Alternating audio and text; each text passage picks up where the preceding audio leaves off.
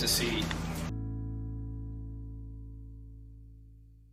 WTF Nation Radio. WTF Nation Radio.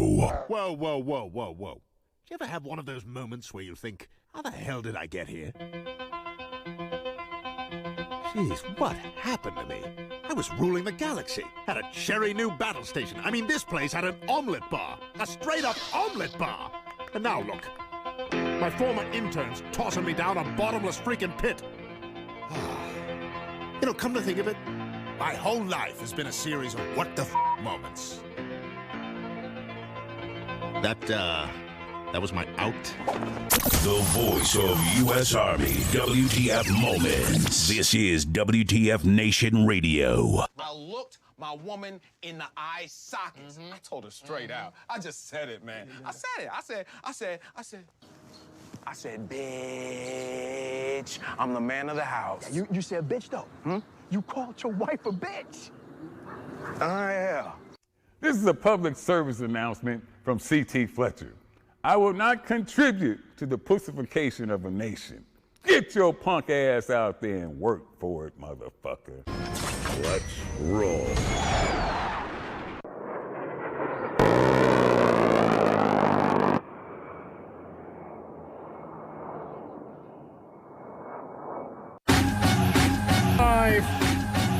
It's what was your name again? Oh, I'm sorry. I'm just messing with your mom. Hey, welcome. Oh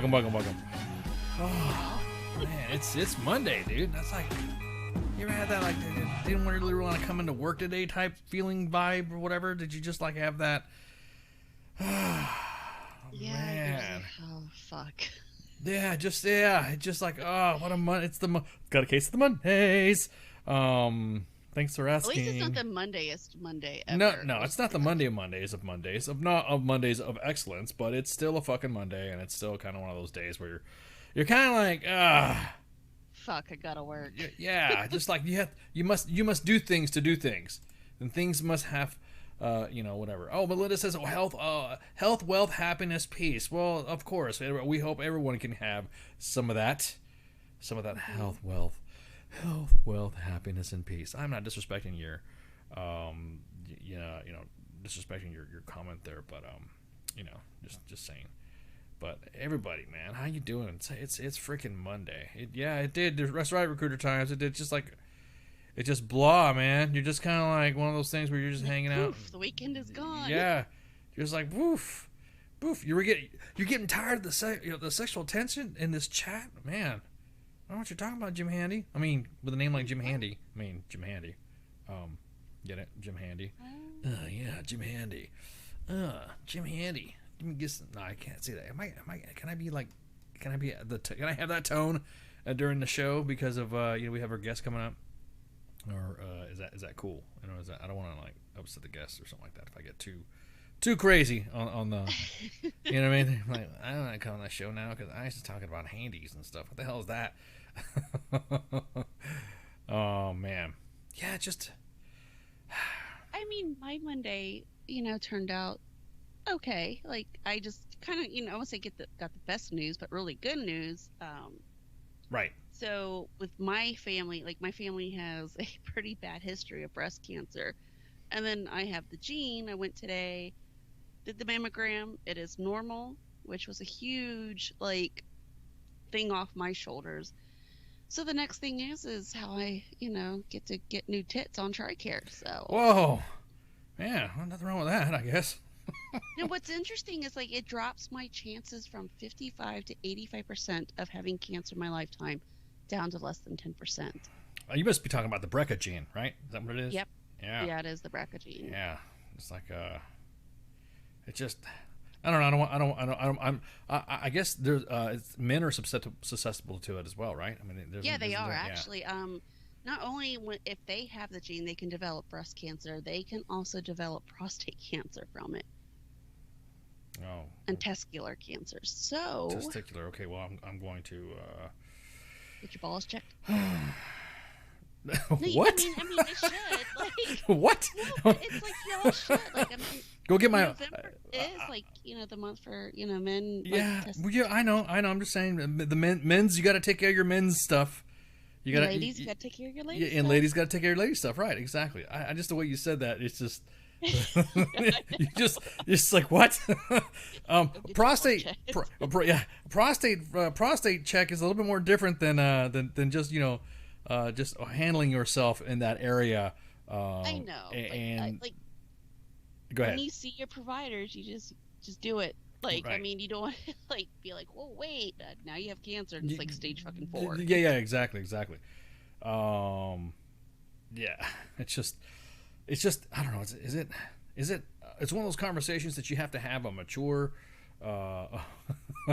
Tina's like, it made me clutch my pearls. Oh lordy, oh lordy, oh my gosh.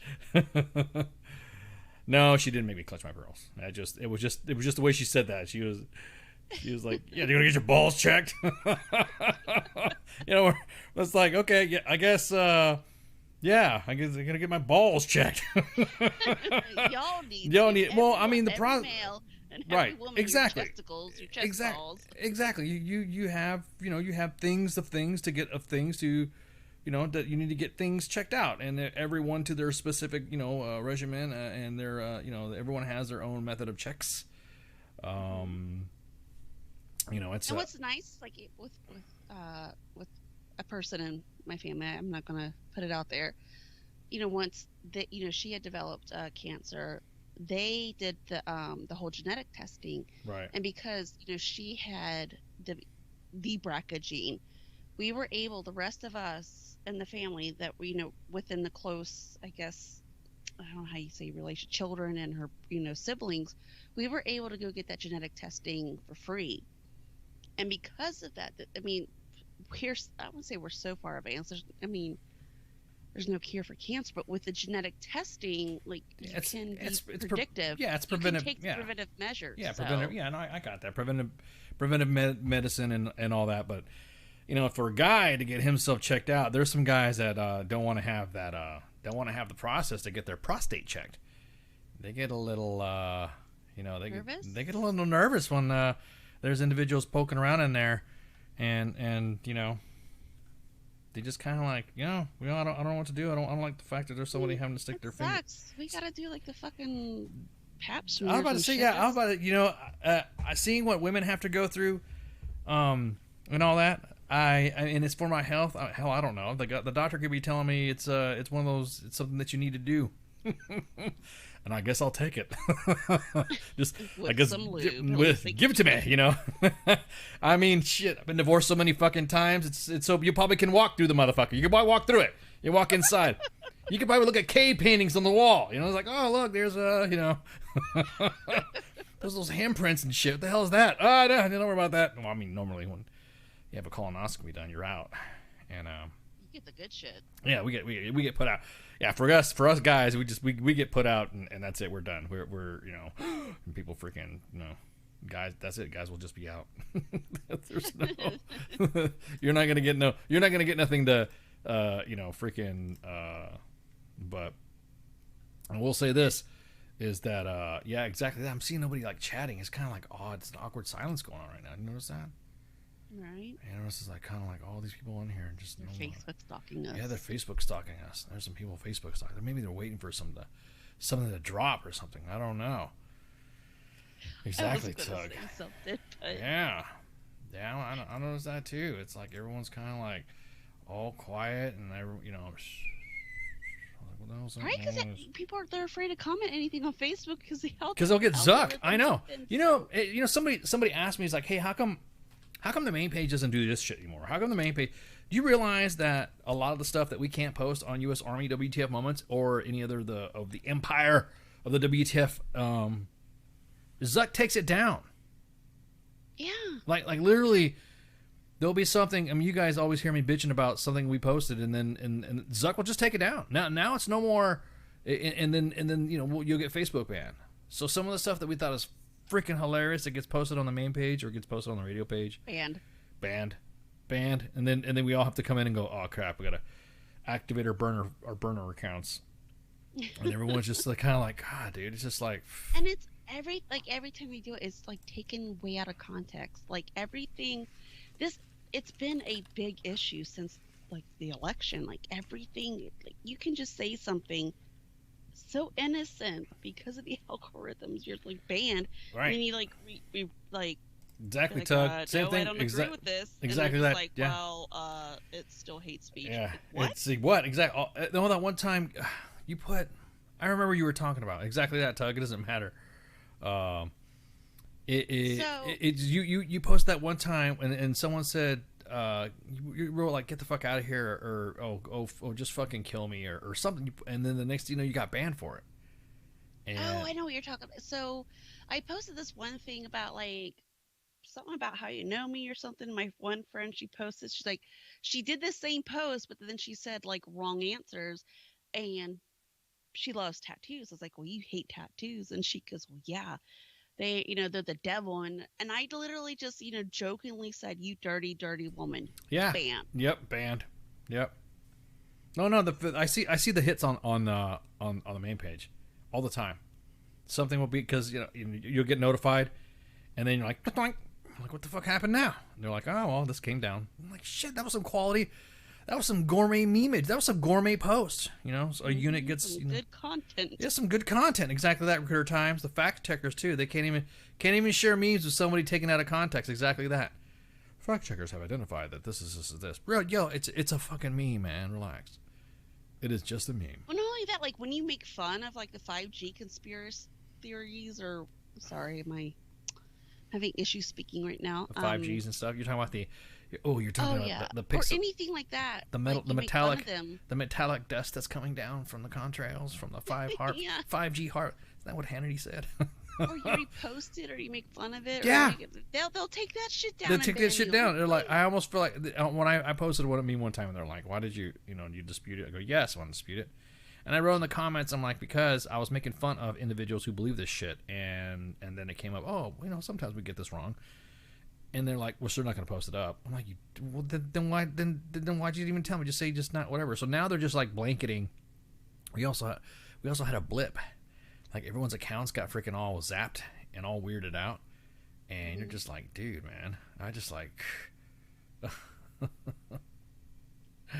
It's just like, God, man. It just, you have to have I don't know. Yeah, I guess you have to run. You should have like something. Hunter Biden smoked lots of crack. Exactly.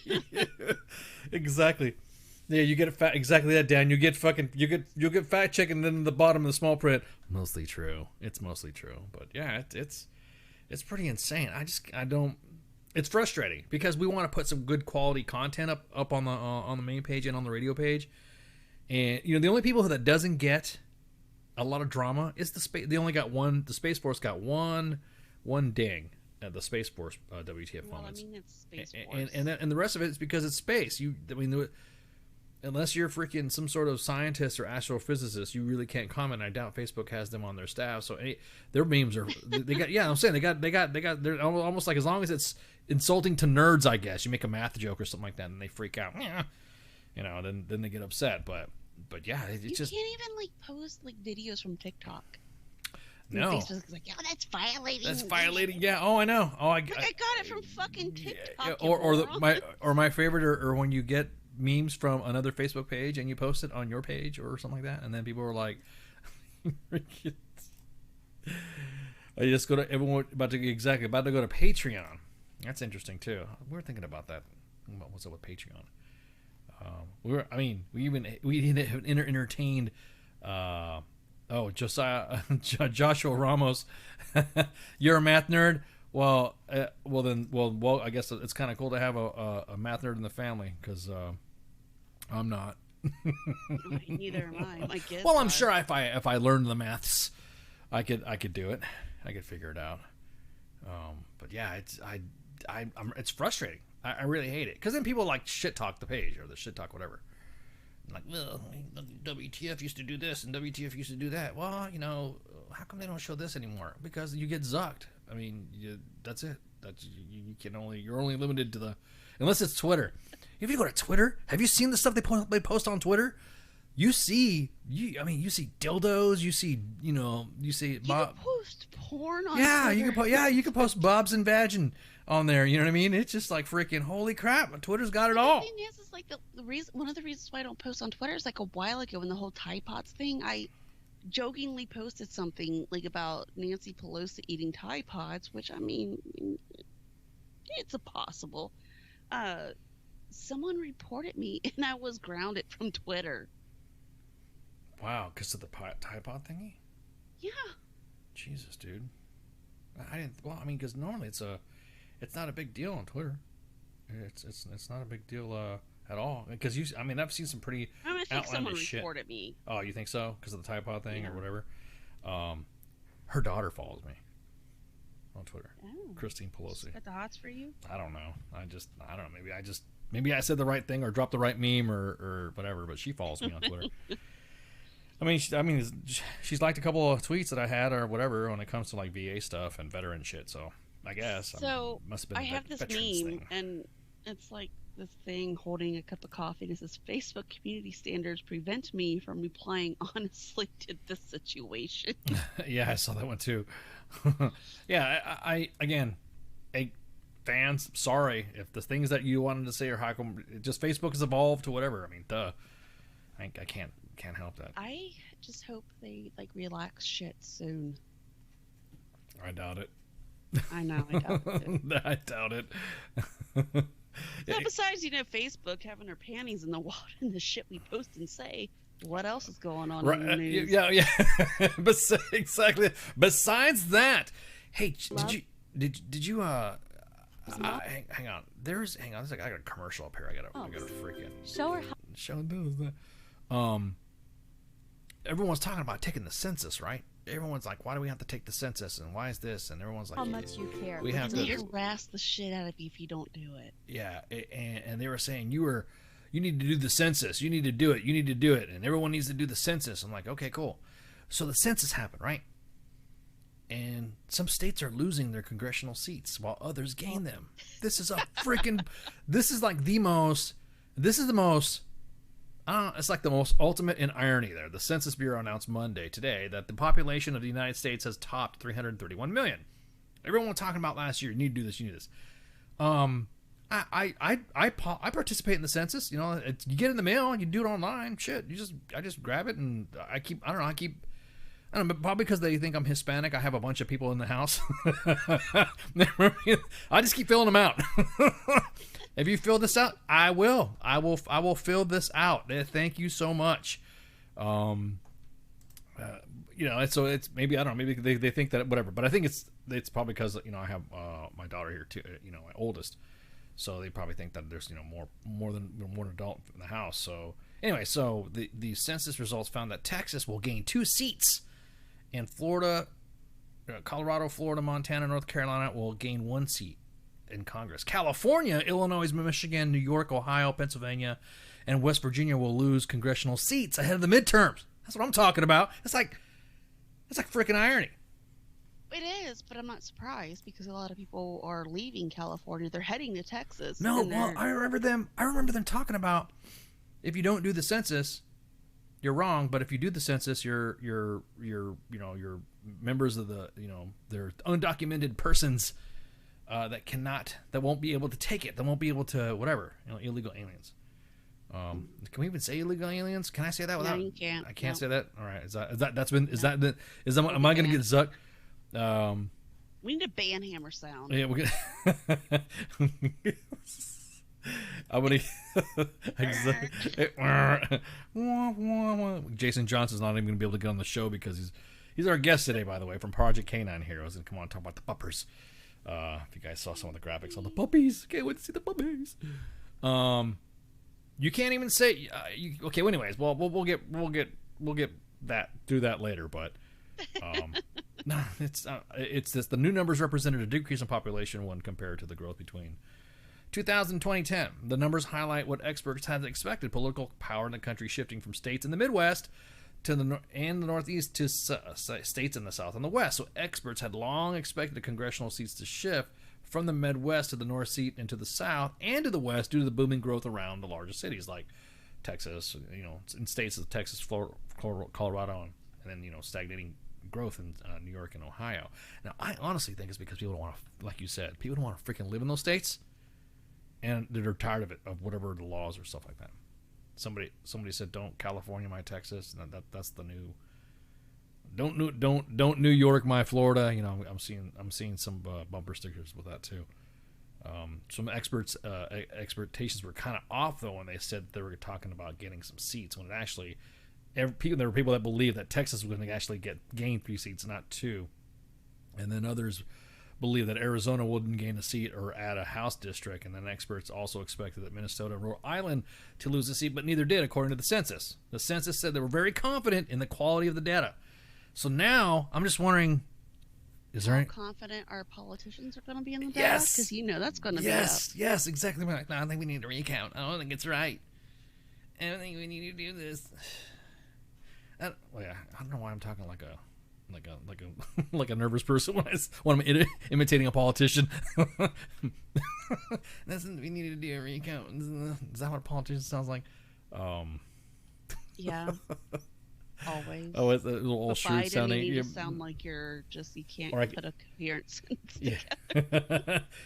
Unlike Bernie Sanders, he sounds like he's been, Doc Brown from Back to the Future, but with an accent. You know what I mean? Yeah. Kind of has the look too. It's like his older brother or something like that. Yeah, exactly. So the process was complicated by the Trump administration efforts to exclude non-citizens when seats in Congress were apportioned. A decision that landed the Bureau and Republican administration in lengthy legal fights. So, you know what's going to happen? And I think Congress will probably do this. They will fight. Oh, of course. Because the census was done during Trump's administration. Right. That they'll want it redone. Well, I'll be honest with you. There are members of the opposite across the aisle of the normally Democratic, serving or Democratic leaning individuals like Eric Holder. He said that hey, each state now needs to prepare for a fair and transparent redistricting process to include input from the public. You know what that means, right? Like gerrymandering. They're gonna redistricting everybody. So yeah, everyone's all like. If you guys don't know what gerrymandering is, so imagine someone just deciding to make up their own boundaries and borders just to make up their own district. Yeah. And that's it. And so that's pretty much the slice of it. For people who did this stuff a decade ago, if they had known that Donald Trump was going to come along in 2016 and shift the American electorate, then to say at least a couple seats would have been directly drawn from differently, as said Adam Kincaid. So that's one of those things where it's kind of like, yeah, we'll see. We'll see. Doc Brown 40 or an 80 in those movies? Doc Brown, Christopher Lloyd, he was in Back to the Future and he played Doc Brown. So Doc Brown. So I think it's funny how all the politicians were all crying about, if you don't do this, you don't do that, you're not doing that, you're not doing this right. And the Republicans were going back and forth saying, no, if you don't do this, you need to have everybody documented. And everyone's like, no, everyone needs to do it. No, shut up, everyone do that. And everyone's going back and forth. Then here we are. Now the seats that everyone thought that they were not going to get, they got, and they're all extra seats and stuff like that. I think it's funny. I think it's hilarious. I think, California, Illinois, it's almost irony. California, Illinois, Michigan, New York, Ohio, and Pennsylvania, and West Virginia are losing the congressional seats. Several of the states are pretty liberal. Ohio kind of just... Right. They're like, Right. It's liberal, but not... It will swing the other way. Right. West Virginia, the same thing, but all the others, I can see why. Oh, yeah. And then California's got that recall with Gavin Newsom. And they got Caitlyn Jenner running against them. Now, this is kind of interesting. That's what I'm saying. I was about to say this is kind of crazy because nobody's supporting her at all. At all. Matter of fact, I think she said that it was you think it's hard being trans, try being Republican. That's what I think she was quoted saying. I think I remember seeing this stuff. She's going to try to run for it. And it was a while ago, but she's not right. Not right. She's right. Do you think? 71 years old. Do Do you think that it'll be a good? I think I'll be honest with you. It's you know, I think it'll be. I think with the whole ties with the Kardashians might have something to do with it too. What? Well, apparently there's drama with the Kardashians. I guess they're. Well, I mean, when isn't there? Right. Let's see, Denise, the Army League. Give him a moment, guys. He's having a hard time reading. I'm reading something right now. Reading glasses. I got my reading glasses on. Well, oh, you do? No, I don't. I just plain. I got my reading glasses on. I don't have more reading glasses. Well, Denise, we appreciate your husband's service. But yeah, she's running. Yeah, exactly. She's running as a Republican in California. So that's going to be that's going to be. Well, it doesn't fit the narrative too. So. Must be hilarious. I think it's hilarious. I just kind of think it's like, okay, you know. I mean, she even said, you know, like California's been my home for like 50 years. You know, so she, you know, she's gonna do it. She's running for California. That's Arnold would say. Running for California. You know. So then, remember the last time that there was another recall that was that's how Arnold got elected. You know, Arnold ultimately won the election with 49% of the vote. Wow, I got the vote. But yeah, it's kind of crazy that Gavin Newsom's got recalled. Now they're going to have that special election soon. That'll be fun to watch. Yeah. Oh my God, I know. So speaking of California, like, didn't something happen over the weekend? Some special event in California? Oh, dude. Oh man. Oh, the Oscars. I think that's what you're talking about, right? Isn't that kind of like the Oscars, like? Dude, tanking. Did you watch the Oscars at all? Did you even see it? No, I am like way too busy running my own business, running the from station and other shit. From what I heard, it was like 5 hours long or some shit. There was like 5 hours of coverage, and nobody wanted to talk about. Nobody wanted to show up. There was like, you know, and Netflix took all the prizes. Netflix and Disney, all their streaming stuff, they took it all. You know, and it's like it's almost like Netflix is the powerhouse. It's kind of like they should just call it the Pandemic Awards. But I thought it was hilarious that nobody watched them. I thought it was funny. It's just not, you know, it's they tried to make a, you know, big deal, and then the Well, I mean, I think nobody really gives a fuck about the Oscars. Right? Now. Like after the pandemic, yeah, they're just like, eh. Yeah, I don't care. Not only does nobody care, but I mean, think about it. Before they used to, this like used to like 9 million people used to watch that crap. I'm like 9 million people, 10 million or something like that. Under 10 million, or is the first time they had a 1.9 million. Even WTF Nation Radio and U.S. Army WTF Moments has a larger followership than that. Well, that's saying something. That's saying something. Well, okay. Well, I was trying to like prop us up. I know. But no, it's just like still the number of. It's just like everyone's like, but everyone's like, what'd you expect? You know, there's Oscar wins for you know, for individuals. I guess everyone was waiting for the big win from the actor that played Black Panther, and instead of Chadwick Boseman getting it, it was Anthony. What's his name? What the hell's his name? Anthony Hopkins. No idea. Yeah, exactly. Anthony Hopkins. Didn't watch it. Yeah, I didn't watch it, exactly. So Anthony Hopkins beat out Chadwick Boseman for a movie, and I was like, God, man, that's kind of like everyone's. I mean, I like Chadwick Boseman in a lot of his movies, and that's how I know the movie when someone says, "Oh, it's for this movie." I'm like, "Oh, okay, that movie, yeah, that was cool." Okay, that was like when we get like requests to be guests, and their names pop up. I'm like, well, who is that? And I go Google it. I'm like, yeah, exactly. Actually, exactly that. It was just like, I'm that's faces dude. To names type of person. Yeah, like, exactly. I got to see the same thing too, because I'm like watching, you know, some movies. Oh, it's that guy. You know, so Chadwick Boseman was beat out by Anthony Hopkins, and everyone's like, and I was like, and then, you know, then I put the phone down. It's just like I didn't want to.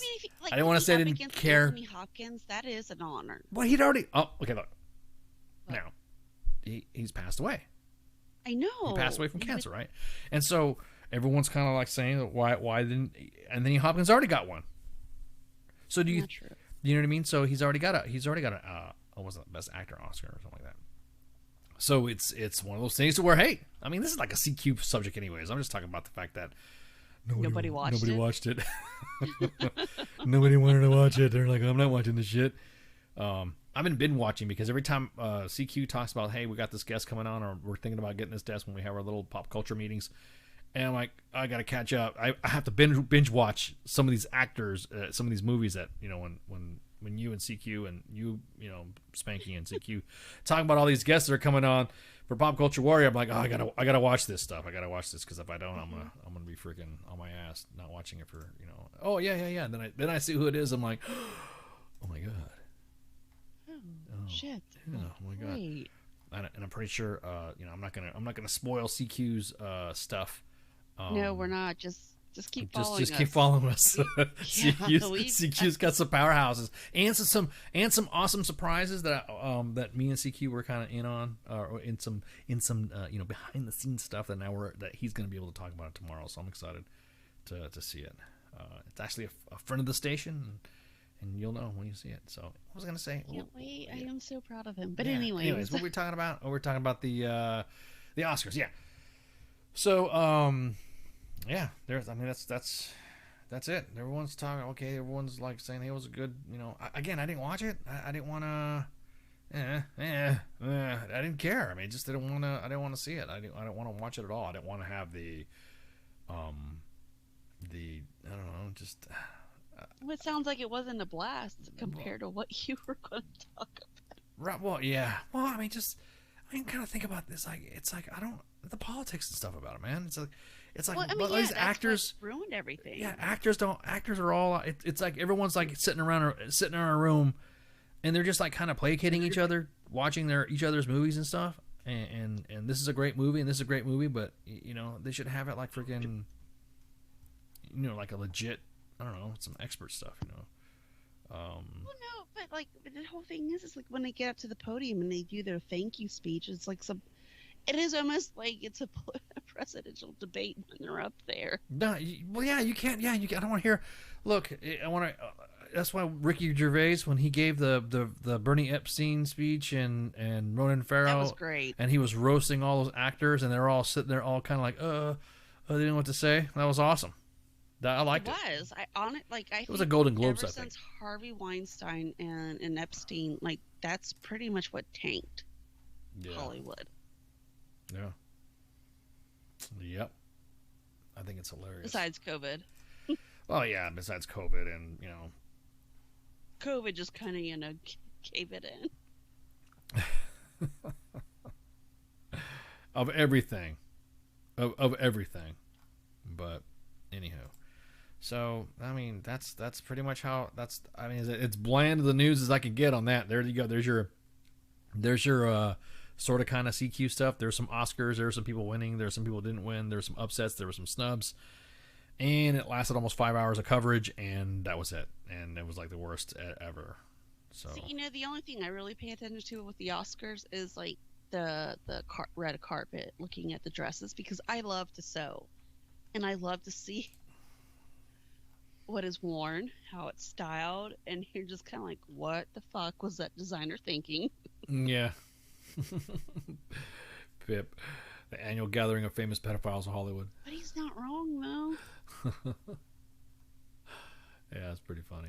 I mean, they're all. I don't. Yeah. Again, some actors that actors that have gone through some serious stuff. Again, I don't want to slip into the CQ category. Yeah, exactly. Stroke off party, John. Exactly. It's just basically what it is. It's just like he'll be talking about stroke off. Yeah, well, he won't be talking about stroke off parties there, John.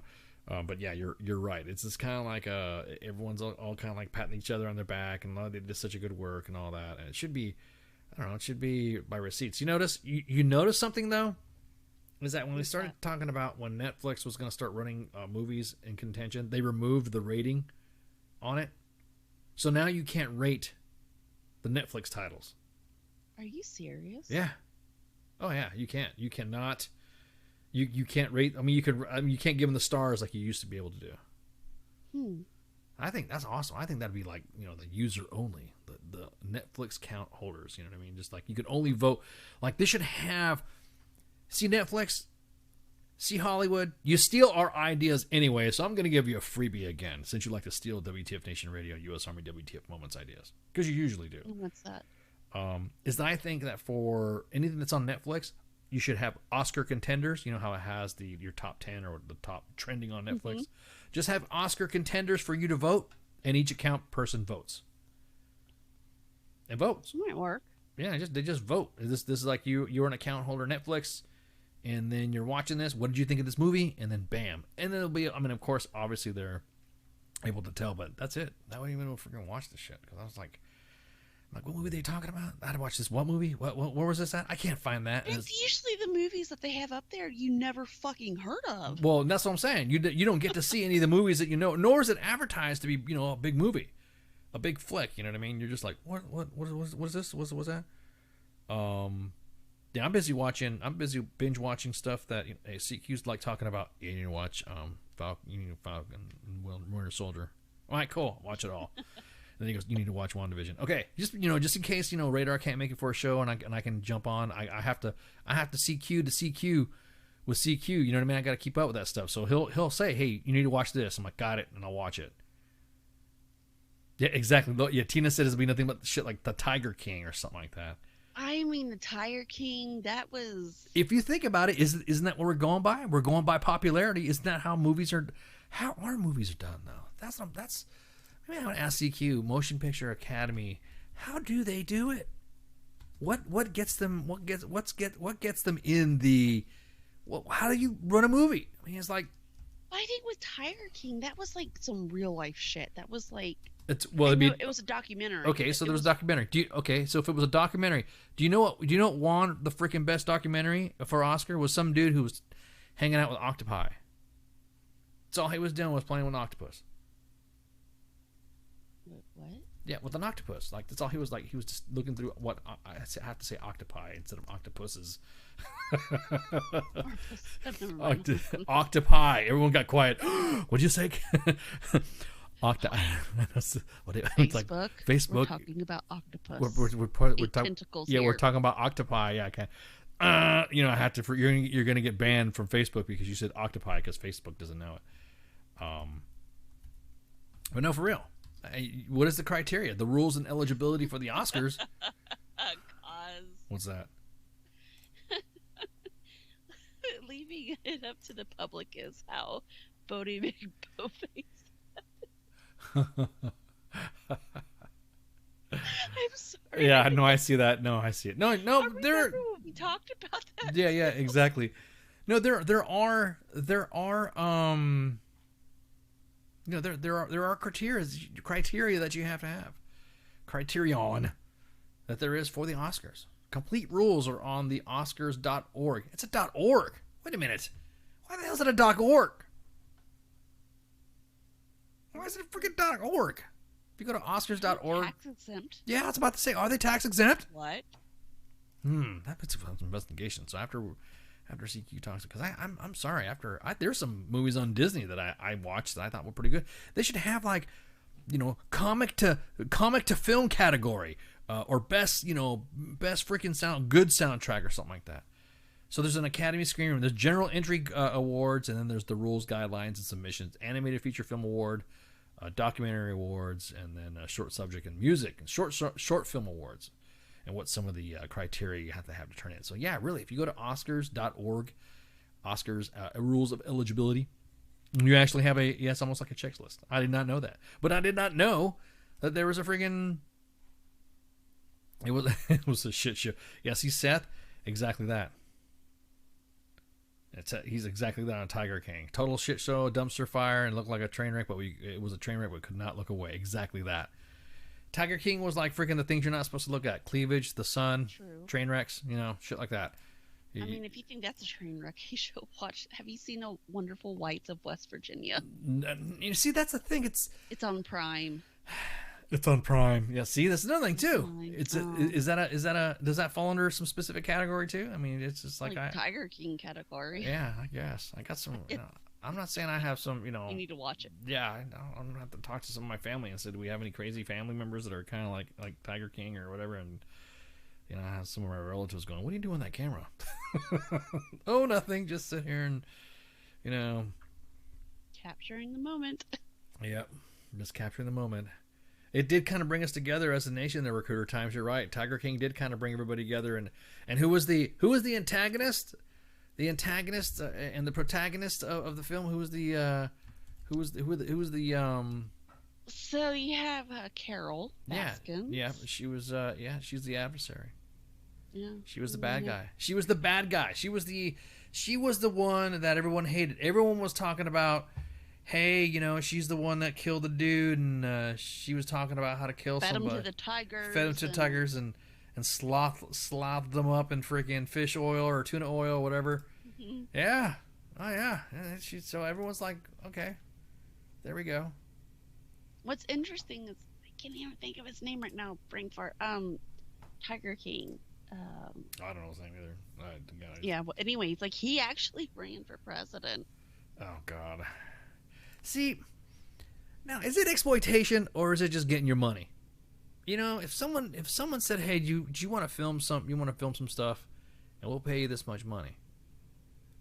It's gonna be a little exploitive, though. I mean, and you're just gonna like tag along and stuff like that. Do you think do you think it's?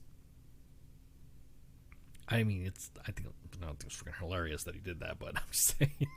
It was under the Libertarian Party. It was Joe Exotic, exactly that. Joseph Maldonado. Yes. Joseph Maldonado. You mean he was a person of color? Wait. What? No way, dude. I did not know that. I did not know. Interesting. I did not know he was Joseph Maldonado. I did not know that was his name. What are you talking about, dude? Joe Exotic. Holy shit, it is. I'm not saying I doubted you guys, but I gotta look. His name is Joseph Maldonado Passage. Holy shit. Gets 22 years for killing tigers. And was sentenced last year, also known as Joe Exotic. I did not know. And here everyone was calling him white trash and shit. What the hell? Well, what? I mean, he kind of fits in the category. Like, no, not, he's white. I mean, just callous behavior. Well, I mean, yeah. is that? I did not know that. I just okay. Joe Exotic. Yeah, okay, whatever. Yeah, okay. All right, cool. I did not know that. That is so interesting. Holy crap! Damn. I'm blown away about that shit. I really am. It's like this is. Well, someone else was with this other story you sent me. What's that? The gender reveal. Oh yeah. We'll talk about that later. Yeah, that's. We'll talk about it later. We'll talk about that story after the guest. But I didn't. Well, real quick, I did not know he was. I didn't know he was. He was mariachi. I didn't know. I wonder what is his background though. I'm just kind of like. I'm stuck. Like Tina said, freaking clutching my pearls. I'm speechless. I did not know that. And the way he talks. Did you watch the entire series? I like spotted on. I could not get into it.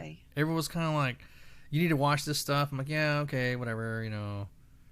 Yeah, I'll watch it. Yeah, I guess I'll check it out. But I just kind of like, it's no cost. No, I mean not no.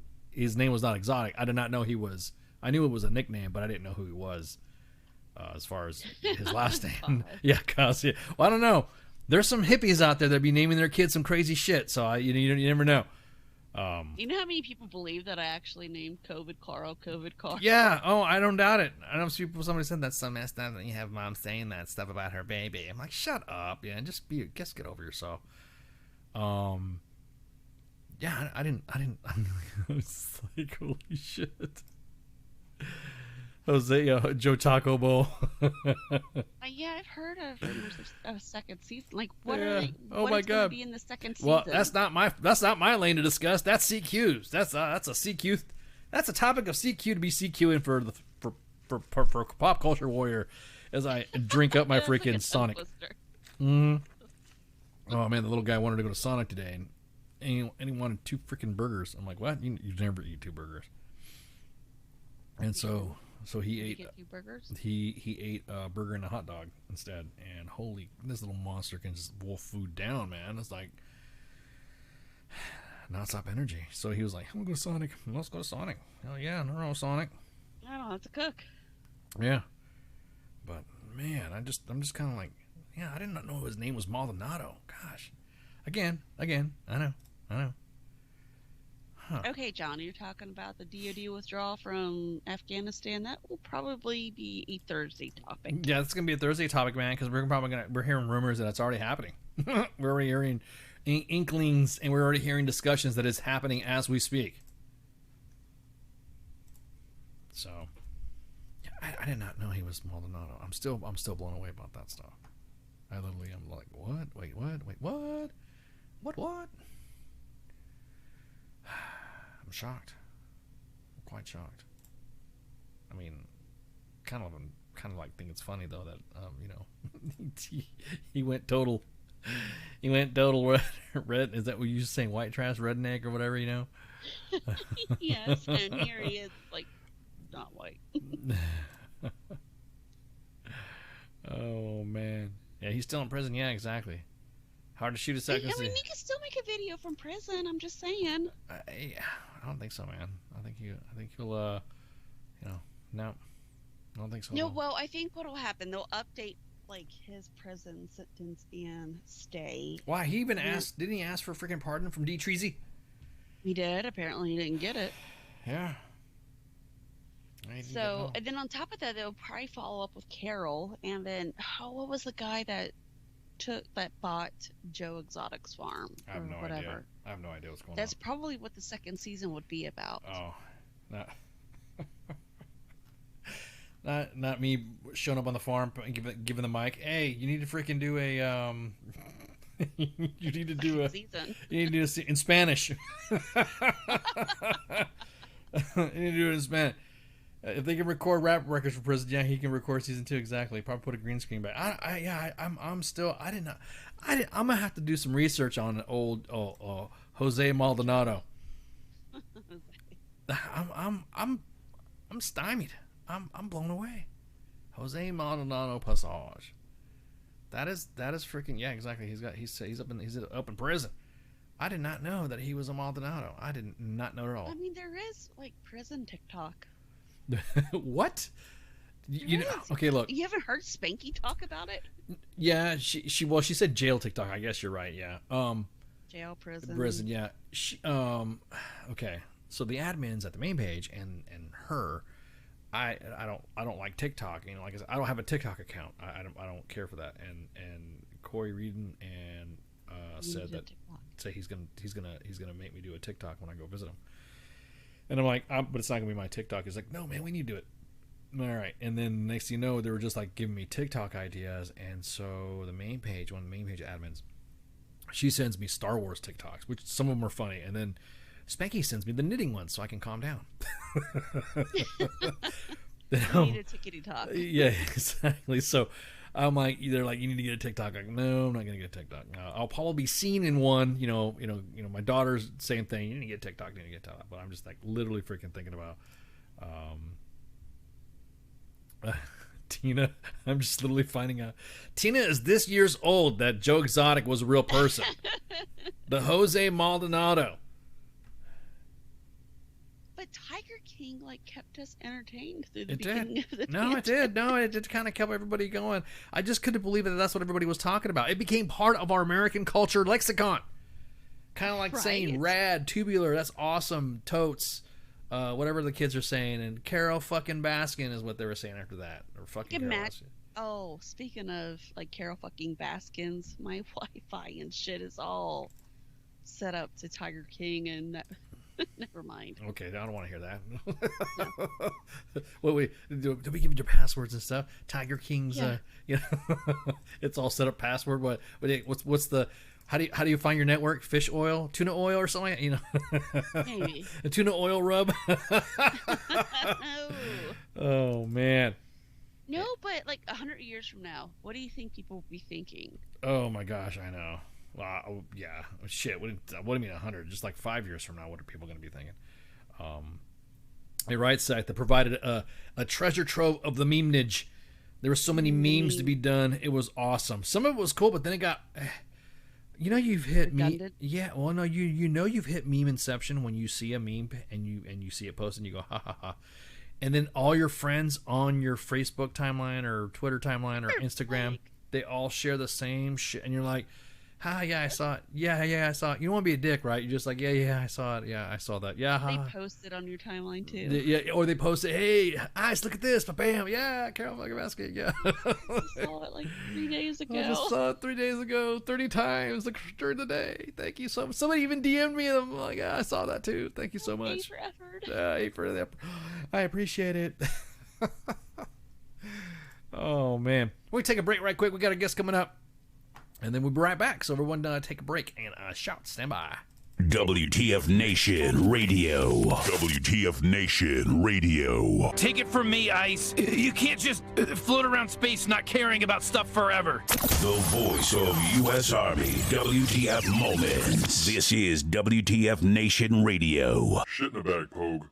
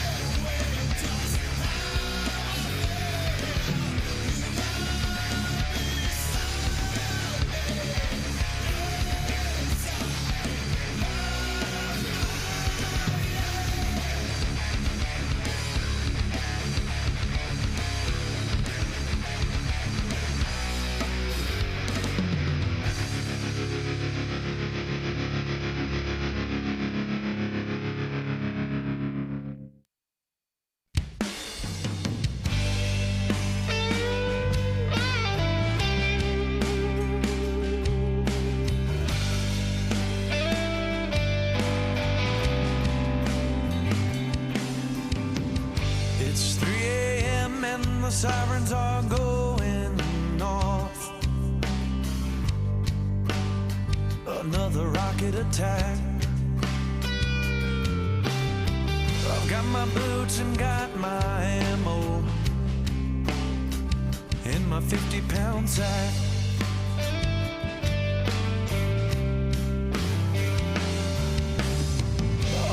Boys headed to war in this world unknown.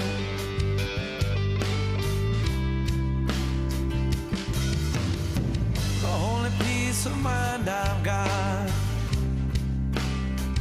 are these letters from home.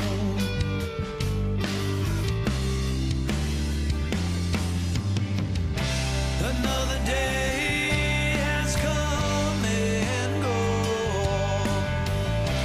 Another night I'm all alone.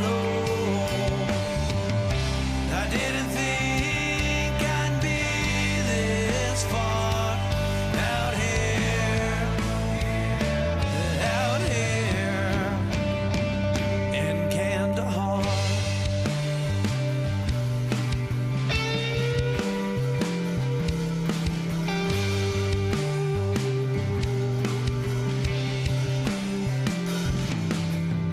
Well, most of us, we made it home, but we never came back.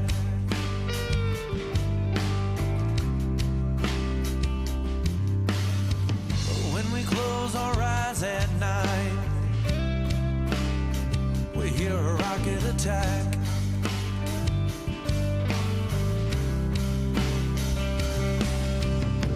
I've tried to talk and tell you about it, but it ain't the same.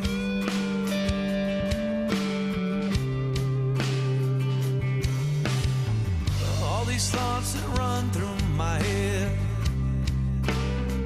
well, they can't be tamed.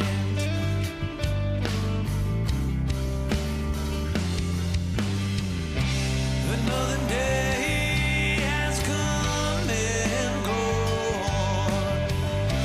Another night I'm all alone. I didn't think I'd be this far out here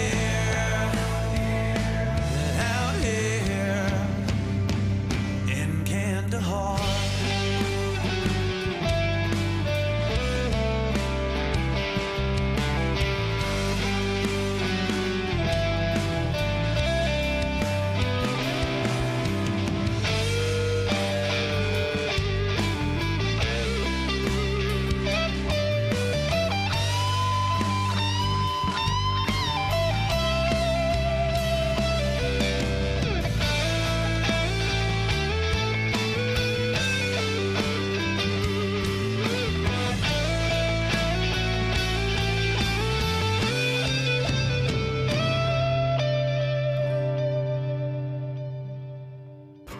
Another day has come and gone. Another night I'm all alone. I didn't think I'd be this far out here. We ain't far from Kandahar.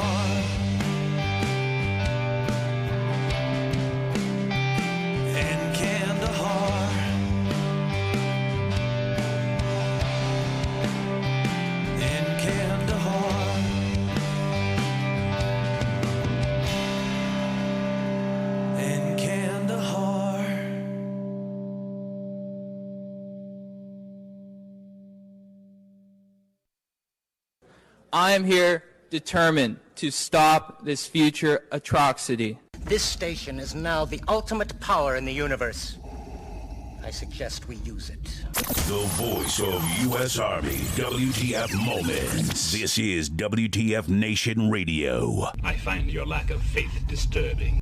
Everything stated on WTF Nation Radio is to be considered the opinion of the person that stated it, and not an official representation of WTF Nation Radio or U.S. Army WTF Moments. Price does not include tax, title, or license. Some assembly required. Each item sold separately. Batteries not included. Objects in mirror are closer than they appear. If conditions persist, contact a physician. Individual results may vary. Keep out of the reach of children. Avoid prolonged exposure to direct sunlight. Keep in a cool, dark place. And please enjoy the show. Shots. And we're back. Oh, man. You guys refreshed your glasses and took the appropriate breaks. We're back with our guest, Jason Johnson. What's going on, man? How you doing? Man, I am excited to be here. Thank you for having me, and I'm looking forward to telling the world about my passion. Yeah, man, this is Project K9 Hero. Hey, real quick, that was the Bayou Bandits that was playing, and they were playing that song Kandahar. Bayou Bandits is one of our veteran bands that come on and donate their music. They're also going to be part of the Memorial Day celebration of life at the end of the month, end of next month, and we will be able to. You'll be able to have a live concert. It's going to be a concert streamed for you guys, so it's going to be with them. So John, that just pay attention. But anyways, our guest is Jason Johnson with Project K9 Hero. What's going on, man? Man, I am excited to come on here and tell everybody about a little bit about my background and how we got started with Project K9 Hero and all the great things we do for our nation's retired police canines and military working dogs, and why I have dedicated my life to supporting them and changing laws that help them in their retirement. You know, that's a you bring up a good point.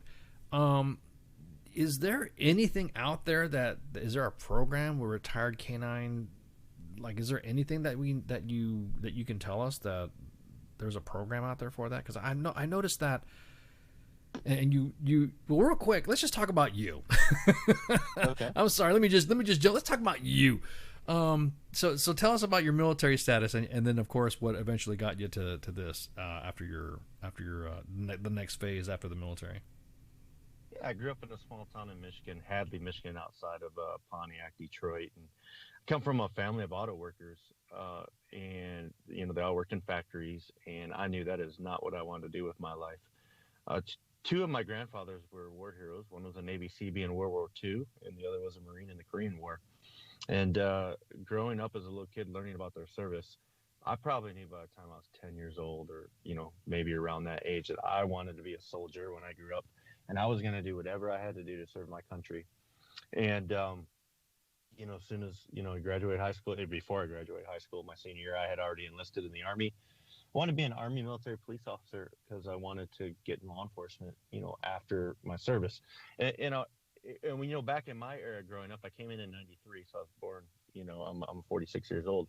Being a soldier and being a police officer, I thought were the two most honorable professions in the world. And it's sad today to see that they're two of the, professions that get hated on by so many people. And I just don't understand that. When I was a kid, that's all I wanted to do. I thought it was the greatest thing in the world, and I still do.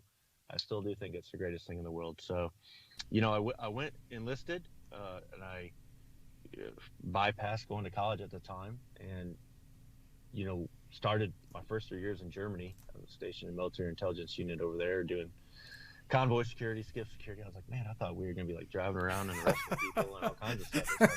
If anyone's ever worked at a skiff or know what a skiff is, yeah, guarding intelligence, and it was important work. I mean, right. There was satellite imagery stuff. We were right after the first Gulf War, and we were there during Bosnia and all that stuff. Yeah, Kosovo. They were identifying targets from satellites, and stuff like that. So yeah, it was important. Yeah, and I guarded. It was probably multi-billions of dollars of equipment, but at 18 to 21, you don't care about that. No, you want to drive fast and kick ass, right? You're like, exactly. Who doesn't? Yeah, exactly. Certainly, we're not doing that. So I came back to the States and got into a couple of different MP units, and really excelled. I was trying to apply to become a police officer as soon as I turned 21, and I had a sergeant, Staff Sergeant Mason. Everyone has a sergeant who changes their life. Yep. And I don't get to talk about Staff Sergeant Mason. I needed this 4-day pass to go up to Michigan, where I was from, to take the state trooper test. And I was like, hey, Sergeant Mason, I asked him if I get a 4-day pass because it's for a test, and he's like, all right, I'll give you a 4-day pass, but you got to go to the Soldier of the Month board. I'm like, deal. So I figured, well, if I'm going to go, I better study. So I go up there and take the test. And I did really well. I scored really high. I ended up getting an offer letter to be hired from them, but I turned it down later in life. But I go to the Soldier of the Month board. I ended up going to like 7 boards. I won the Soldier of the Month, then the Company Soldier of the Quarter, and then went to the battalion level and won that, and then to the whole MP Corps, and then to the post level, all the way to like the post Soldier of the Year thing. I never lost a board ever again in my life. I think it was 7 in a row, and I ended up going. They moved me out of the unit immediately, made me go work for the Sergeant Major of the Corps, Sergeant Major of the 701st MP Battalion, which is the schoolhouse, which houses everything, and went and worked for the Sergeant Major. Then I was like, wow, this is great. I pretty much do any assignment I want, and I really wanted to get into K9. Being in Germany, being in a military intelligence unit, there was absolutely no opportunity for K9 or anything like that over there. And so I was faced with the opportunity to either go to military working dog school or get out. And I had tested really high on, really good on these police tests. I was only 21, 22 years old. And so I thought, man, I really want to go out and be like a SWAT K9 handler. I think that's the coolest job. And I want to work for a pretty good sized city. Honestly, working in the military, you just don't get the deployments like you do in a major city. Right. It's just not there. And so I decided to not go, to the military working dog school, and I went ahead and got out after my 5 years. Started at Puyallup Police Department, Tacoma South Hill. If anyone knows Fort Lewis, I worked backside of Fort Lewis, South Hill District, and started quarrying. 1999, I got hired there. Started putting on the bite sleeve, putting on the bite suit. I was the youngest person on the department at like 22, 23 years old at that time. And put in my time for years trying to get into the K9 unit. K9 is all about working hard, trying to, show people you got a great work ethic. You're willing to put in the time, take the bruises, take the bites, take the trips to the ER. And end up moving from Puyallup area there in Pierce County to Yakima, Washington, which is in the center of the state. And in January 2003, I started at Yakima PD, and they didn't have a narcotics K9 unit. And I had been working with the Pierce County Metro for the last couple of years. And I thought, man, I think I'm going to try to start a K9 unit here. Now, nobody wants to hear that from the new guy at the department. They don't care if you were in the military. They don't care if you worked at another police department. You know what I mean? They get threatened. Anybody with new ideas, it's like an organization. You come in there and you're like, what are you doing here, young buck? Yeah, shut up. And I was still young. I was still only like 25. Yeah. But I had been working 7 years. I had 5 years in MP. I had 3 years actually over there at the PD. So it wasn't like I was brand new, but I was new to them. And we put together a proposal to start a narcotics K9 unit, and a bunch of people applied. I actually got the job. Even though I was the youngest one in the department, least seniority and least amount of time, I had hundreds and hundreds of hours that I had logged training to be a K9 handler, taking my time off on my days off, going to trainings, spending my own money. And that's what it takes. If that's your passion, that's your dream, to get into something like that. I just did a documentary the other day, and we were talking about police K9s. And I had a quote in there that I shared. I said that less than 1% of the nation's population are police officers, and less than 1% of police officers are K9 handlers. And it is very difficult to become 1% of the 1%. And, that's ever since I was a little kid, that's what I strive to do. And, I worked hard until I made it. And I got my K9 partner, Flash. We got assigned to the drug task force up there in Central Washington State, 2 drug task force and patrol unit. We did a lot of search warrants. I eventually got on the SWAT team as an operator. And so I was able to do both SWAT and K9. And I thought that was the coolest job in the world. Nobody could convince me otherwise. And we had a lot of deployments. Flash retired with 3,000 deployments and 2,200 fines. Something that, you could never do in the military, when it comes to that type of work, right. Stateside.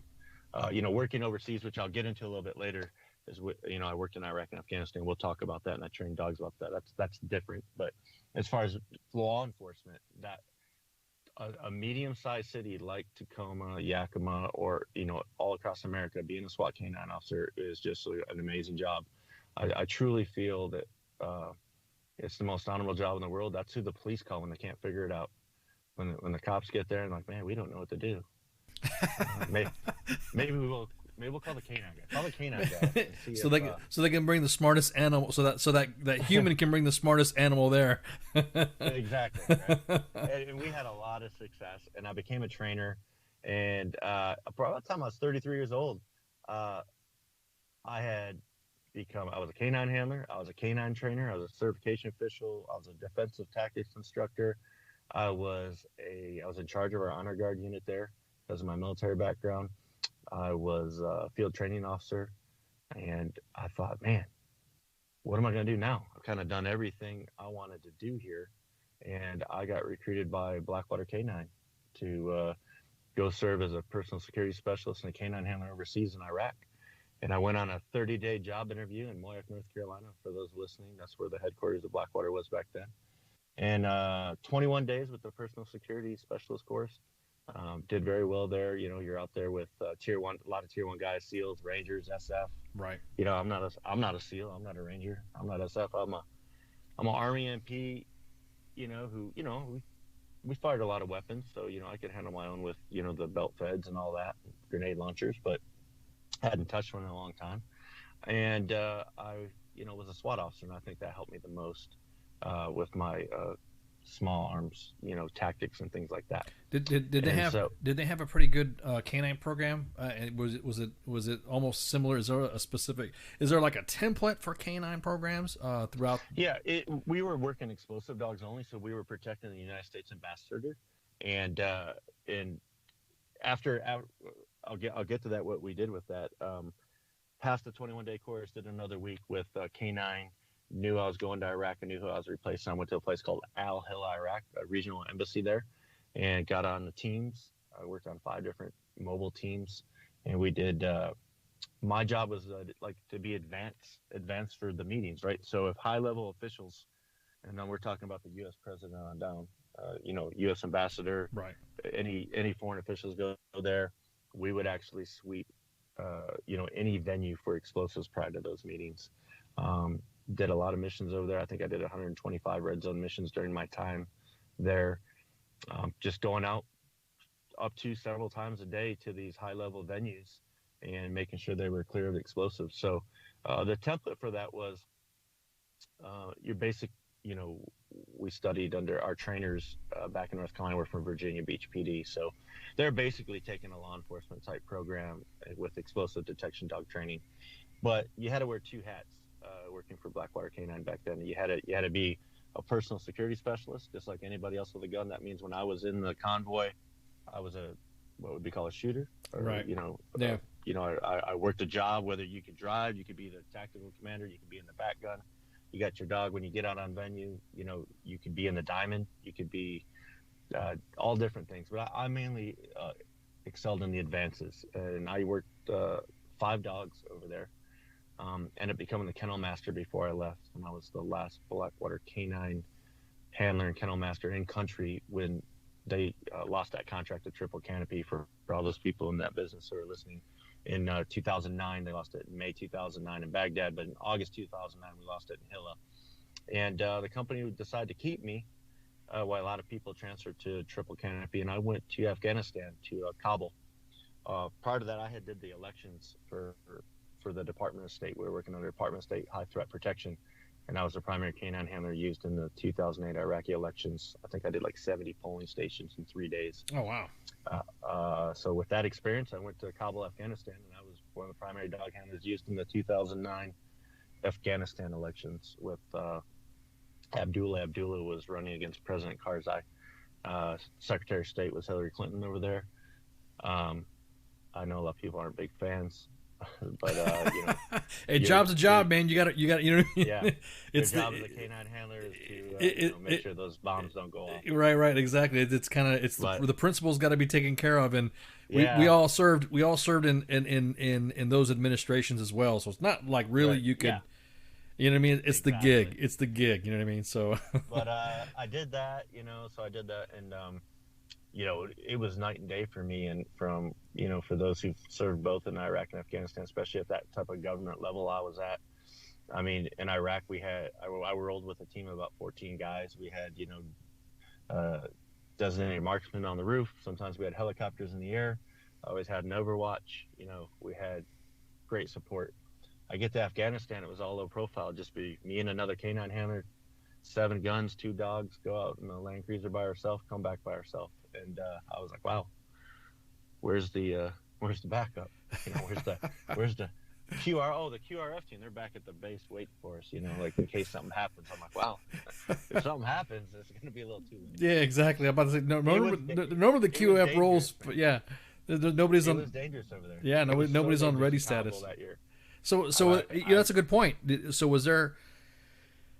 Come to think of it, as a contractor though, working that your QR. I mean, normally I remember back in the day working with contractors too, and it was normally that you would ask the QRF be on ready status at least 10, 15 minutes behind SP. Did they still have something practices like that, or it was just nah?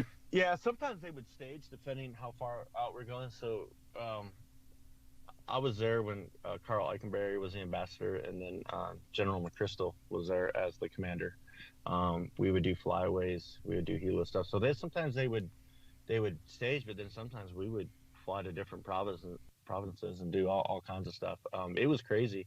As far as I remember driving around thinking, man, I probably need to find another job quick, because my luck is going to run out here one day. And we lost, when I was at Blackwater, we lost 43 guys during during the era. And we never lost a principal. That's one of the greatest things about it. Right. Never lost a principal, but we lost 43 guys. So it's all a matter of time.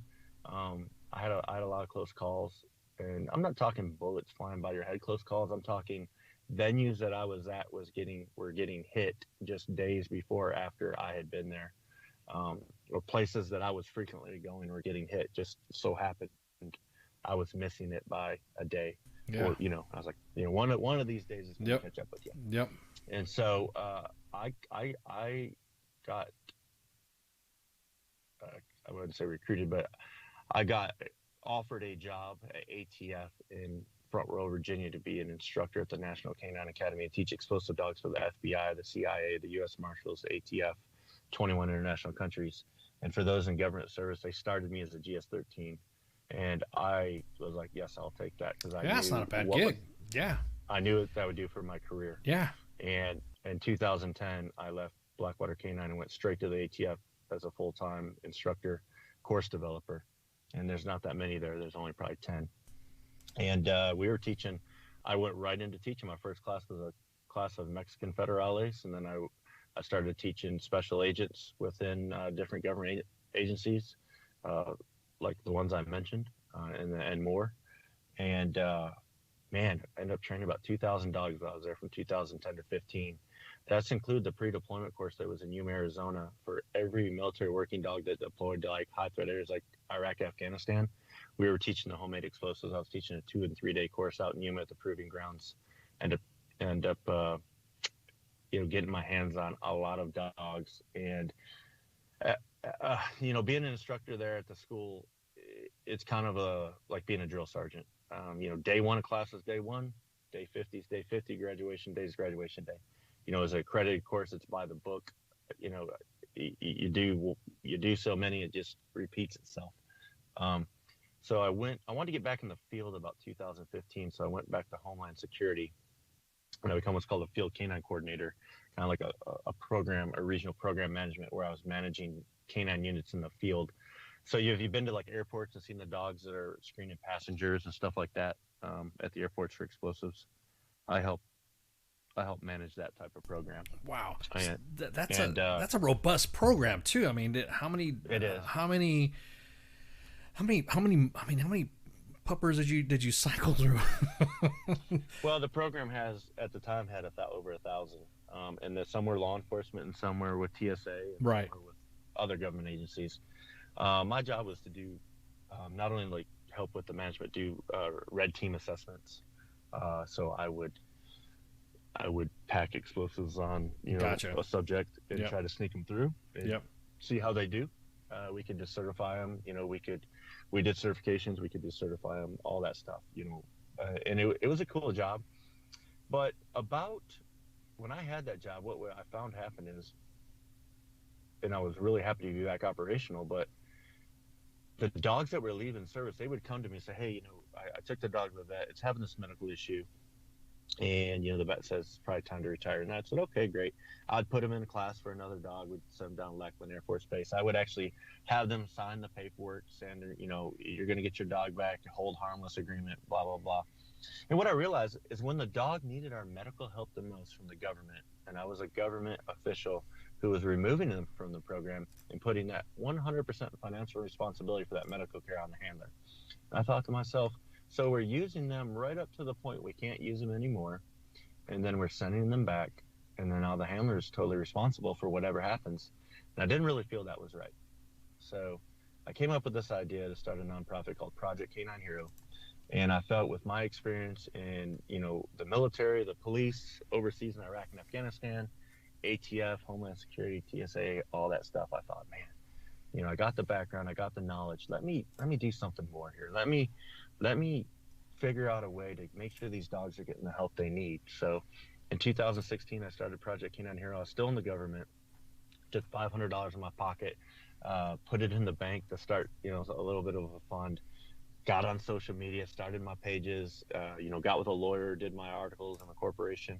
I found some people who wanted to volunteer to be on my board, and I just started, trying to build a network and a base of being able to take care of dogs who need help with medical care, food, or death benefit assistance.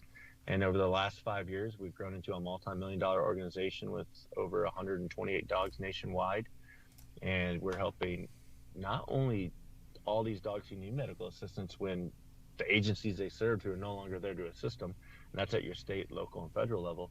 We're also helping change laws with the Canine Hero Act that I have going on with Congress.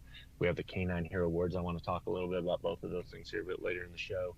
And we are changing the way these dogs are looked at for generations to come. And it's such an honorable thing. In January 2017, I quit my job with the government and took a really big risk. I was, making good money. I was kind of right. I was a pay band, so I was right between like that GS 13, 14 pay grade with the kind of money I was making, benefits. I could have retired. I mean, I could have just, with my military background and all, I could have just stayed in the government, had a good life, retired, and, lived off my pension. But I decided, you know what, I want to quit my 6-figure job. I want to give away all my medical benefits and my retirement, and I'm going to go follow my passion and take a leap. And that's what I did. So that's what we're working on now.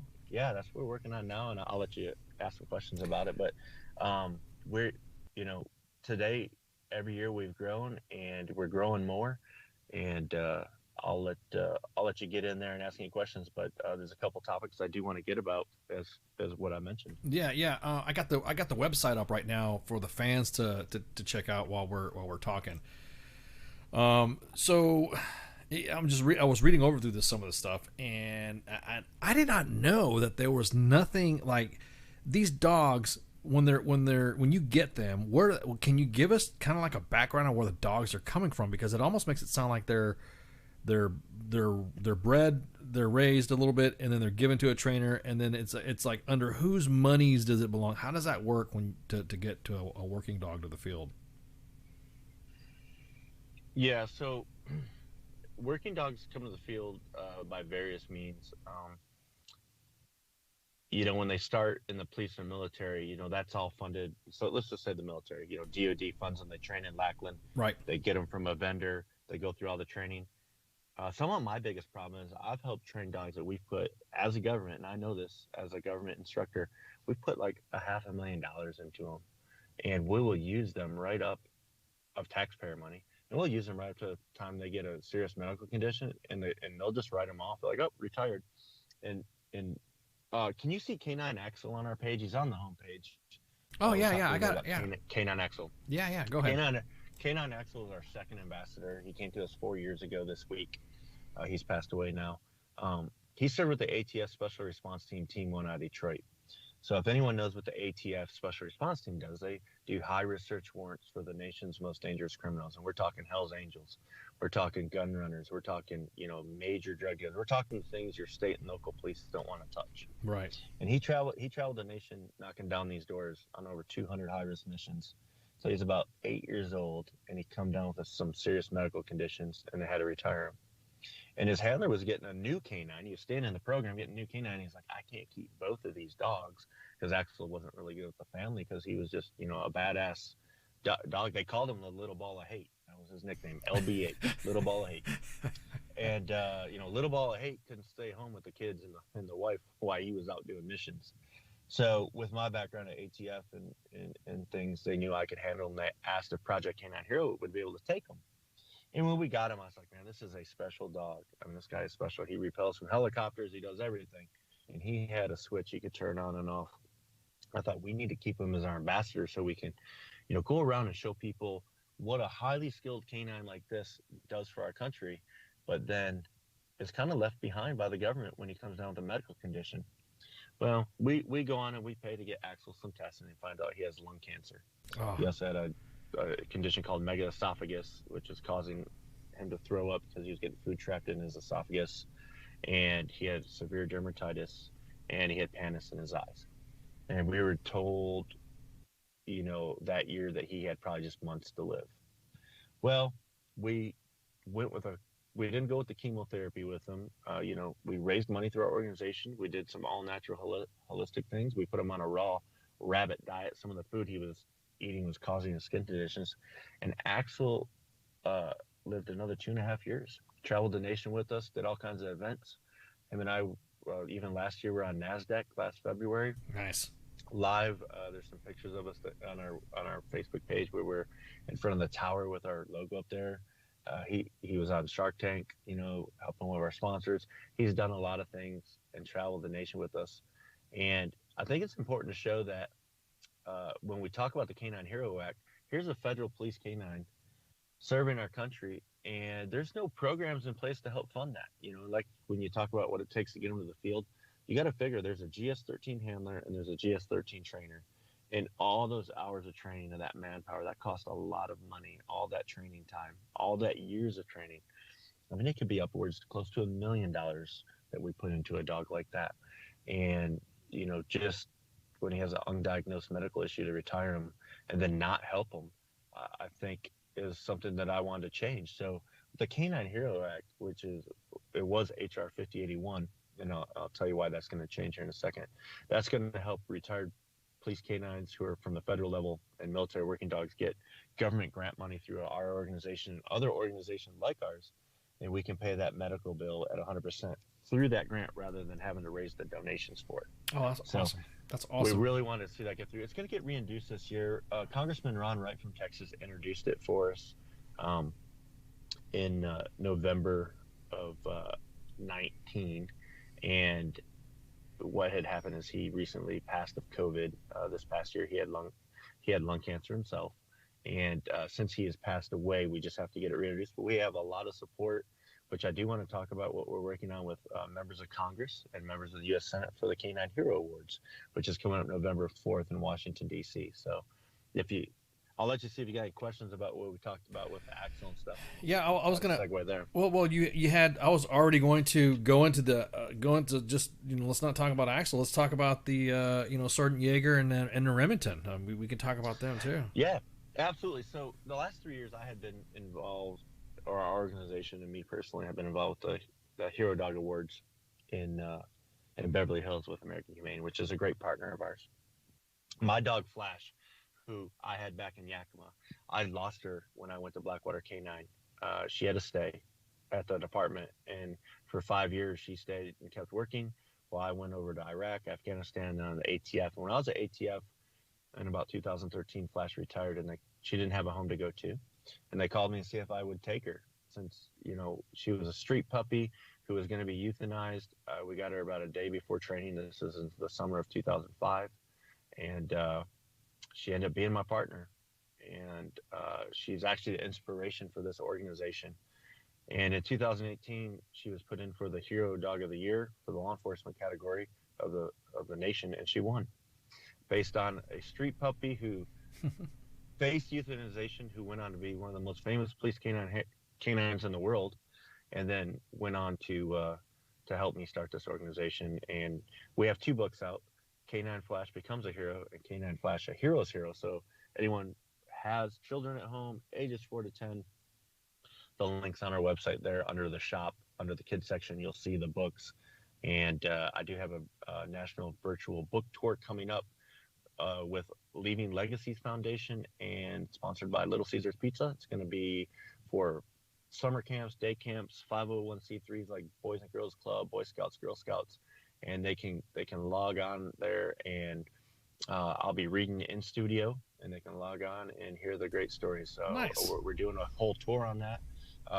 For more information, you can find it on our Facebook page, our Instagram, or our Twitter, but we'll be posting on that. So just everyone check that out, because I'd love to read to tens of thousands of kids every time I do that. So Flash's story is amazing. So anyway, Flash goes on to win the 2018 Law Enforcement Dog of the Year, but doesn't win the overall. Yeah, that's awesome. A therapy dog. In 2019, we put in Sergeant Yeager, who lost his handler in combat, Lance Corporal Abraham Tarwo, and in Kandahar province, when they detected a roadside bomb that actually took the life of Corporal Tarwo. And Yeager survived the blast, but he was retired by the Marine Corps. He was adopted by another Marine family. And for those who serve, you would think that maybe the Marine Corps would pay those medical bills for life, but no, they didn't.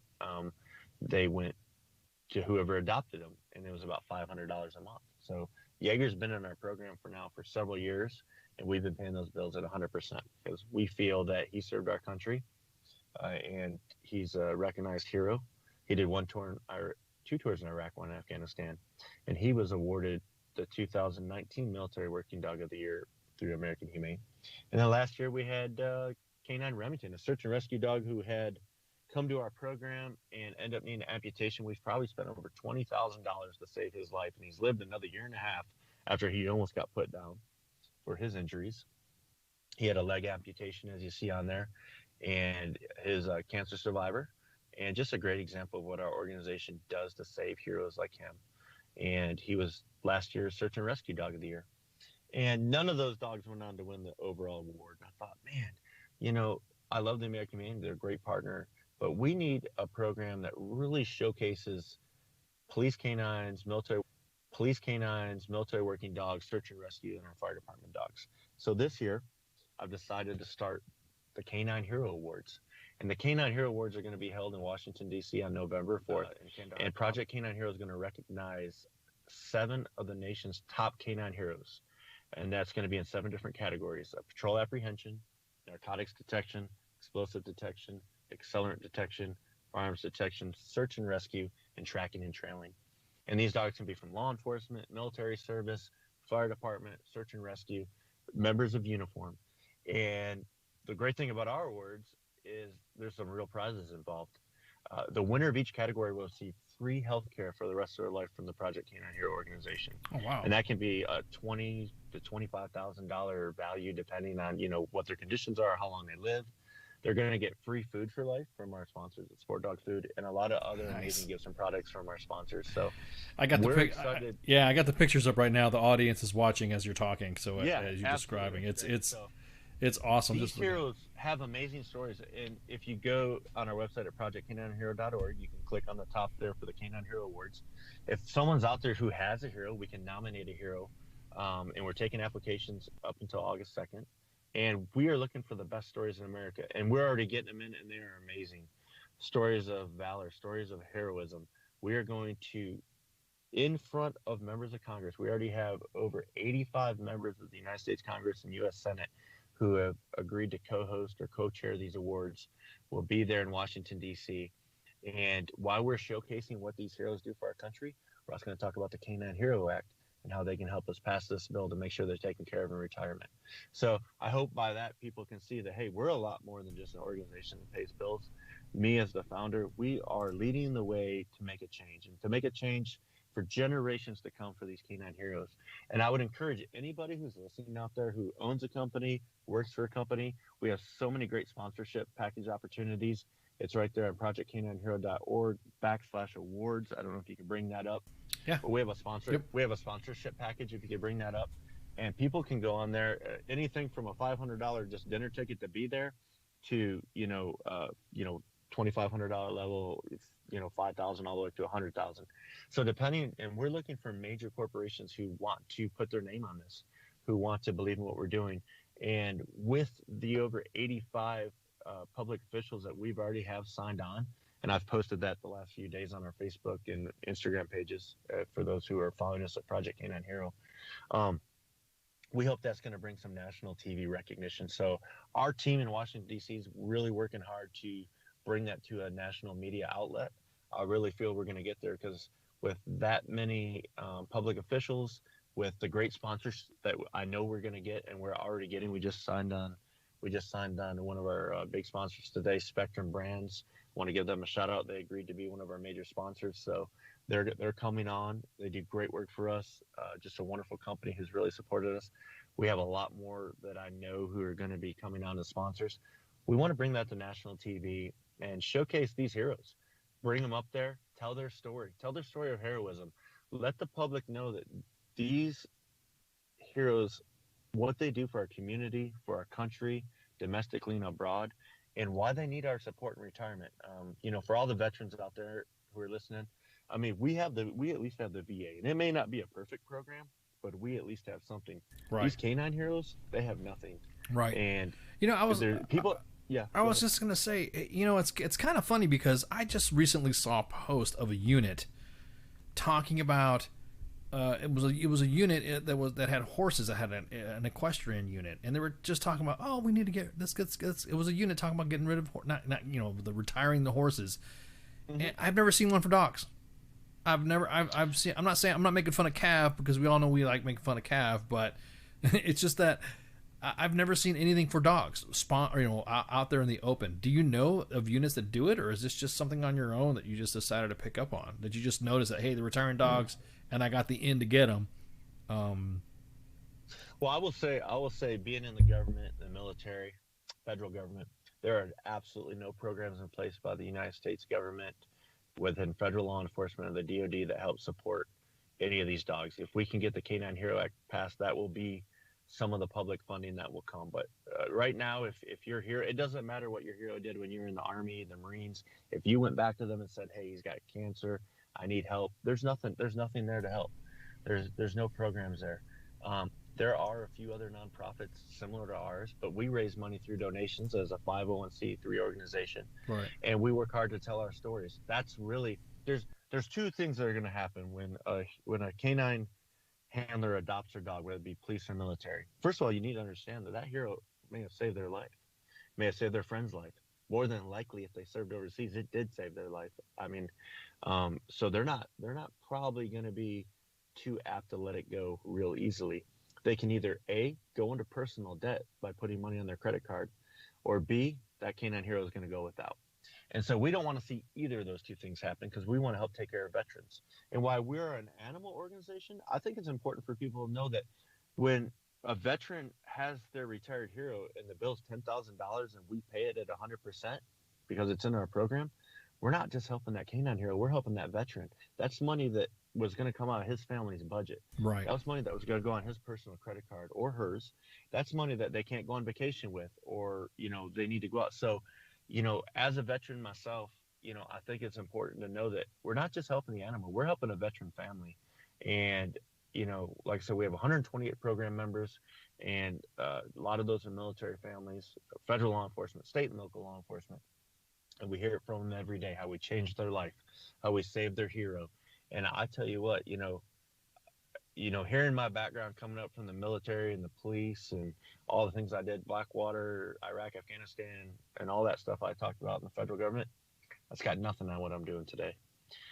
What we're doing today is so much more drive in me to make this happen, to make this work, to get out here every day, get on shows like yours, tell people about what we're doing, tell them how to get involved at Project Canine Hero, tell them about the Canine Hero Awards, help us get the sponsors so we can get on television, and you can click on your, one of the major networks and see the Canine Hero Awards one day.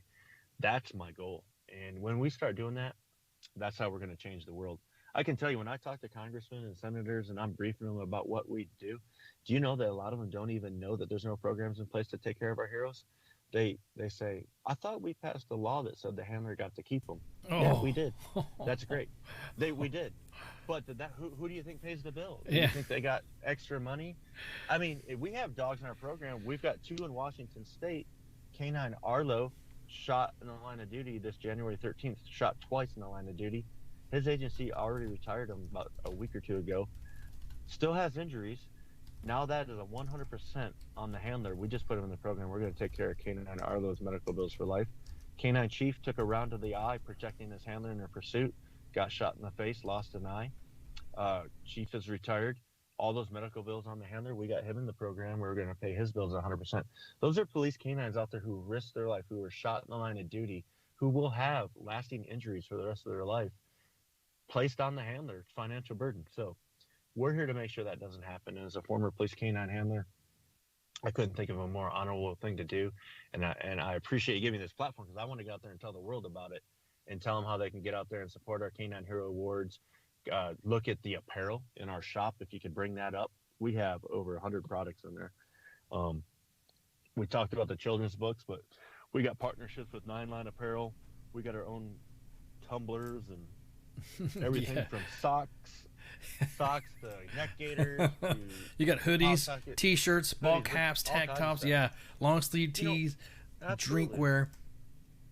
People want to support us, but maybe they don't want to just make a cash donation. Right. You go out there, buy a gift for somebody, it's still a donation. To give you an example, the t-shirts are $35 from 9 Line. People say that's a lot of money. Well, it costs us about $15 to get it produced and shipped. So that's about $20 going back to the dogs, and we're spending that every day. If you go to our Facebook page or Instagram, you'll see that I'm posting receipts for the transparency of where our money is being spent on these dogs' medical bills. And I think that helps go a long way for people who are donating or supporting us. So I would encourage, people to check out ProjectCanineHero.org. If you're not following us on Facebook, Instagram, Twitter, and we're now on TikTok, it's at Project Canine Hero. And You guys TikTok, that's awesome. You guys are on TikTok. That's awesome. We got all your tags up to include all the stuff that we have on Twitter, Facebooks, and all that.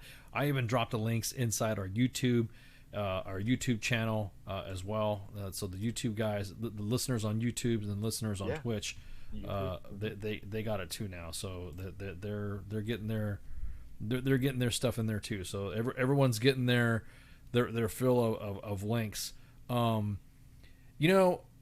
Dude, I'm gonna tell you what, you have had the run. I've only asked 4 questions. You are I could totally feel the passion you got in this, man. This is I could totally tell that you have a love for this that's far more than. I almost make it sound like you make it sound like you didn't do anything else.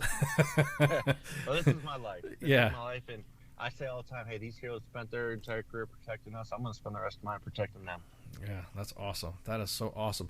Now, real quick, you were talking about. Hang on, let me go back to there's the awards. The closing window for the awards is this August, correct? So. That's right. So if people out there have a police canine hero, search and rescue, law enforcement, military, arson, we want to hear those stories. We want the best stories in America. We want to showcase the top dogs in America to the members of Congress and Senate to let them know how important they are to our communities and the safety of the public. Now, August 2nd is the nomination period. It's when it closes out. So you guys already got the links inside the chats. And then, of course, we're going to edit the podcast, and we'll have the links in there as well. When is the presentation going to happen for it? I mean, what are you looking for? November 4th in Washington, D.C. We're the venue's to be announced, but our team's working out hard on a few different locations. We're hoping post-COVID things will be open up by then where we can actually have something. We're also working on with the television networks. And I think when we're talking about already over 85 United States congressmen and U.S. Senate personnel already committed to co-hosting, I know we got Congressman Dan Crenshaw signed on as a co-chair. I think he's going to be hopefully doing some the MC for us. So this is going to be a big night for us. I hope we can show the world. Most importantly, we need to really tell these stories of heroism and valor. And, You know, like I said, if you own a company, if you work for a company, if your company is into giving back to the military, police, law enforcement, if you're a dog lover, check out that sponsor package. We'd love to get your company involved as a table sponsor, as a category sponsor, or we're looking for an overall sponsor too, you know, to help us get it, you know, on that television network. So, and this isn't something we're trying to do 1 year. This is something we're trying to do annually. So, I think it's going to really help showcase what these heroes do, and it's going to help me change laws. It's going to help me, as a founder and CEO of this organization, make sure that these heroes aren't cast aside anymore. Right. If they serve their country, they get wounded in line of duty, they have medical issues, that we're gonna take some of that government funding and we're gonna make sure that they get the help they need. Now, fans, if you look at the screen that I have up on how to donate and how to, you can have it specific to your needs. So you can have one-time, monthly, quarterly, semi-annually, annually, and weekly. And of course, there's a support mission, provide a month of food, and then cover end of duty service. What is obviously end of duty services? The euthanization of the puppers, of the setting them off. It can be several things. Yep. We not only do we do that, the euthanization, we'll pay for the cremation, we'll pay for an urn, and we have an artist that does a custom 24 by 36 portrait that we give to every handler that had a dog in our program. And if you went back on our Instagram or Facebook, you'll see as they pass, we post those up, and they are amazing pieces of work. And I can tell you that the handlers are super appreciative to have a token like that to remember the hero forever. Dogs are always going to be in the fields, man. So when you talk about what you're going to do for the dogs, I'm all for that. That's one of those things that you just can't. I don't know. Just a lot of people will. I don't know, a dog. I mean, yeah, I don't see us using cats to do this. So, so you feel you feel a better bond with a dog. They're amazing. Yeah, they're absolutely amazing. Obviously, I've handled 15 dogs around the world in my career as partners that I've been certified with. They saved my life. I owe them my life. I'm trying to give back the best I know how. I think as explosive detection, we've done a lot of research in the government, and the Pentagon has.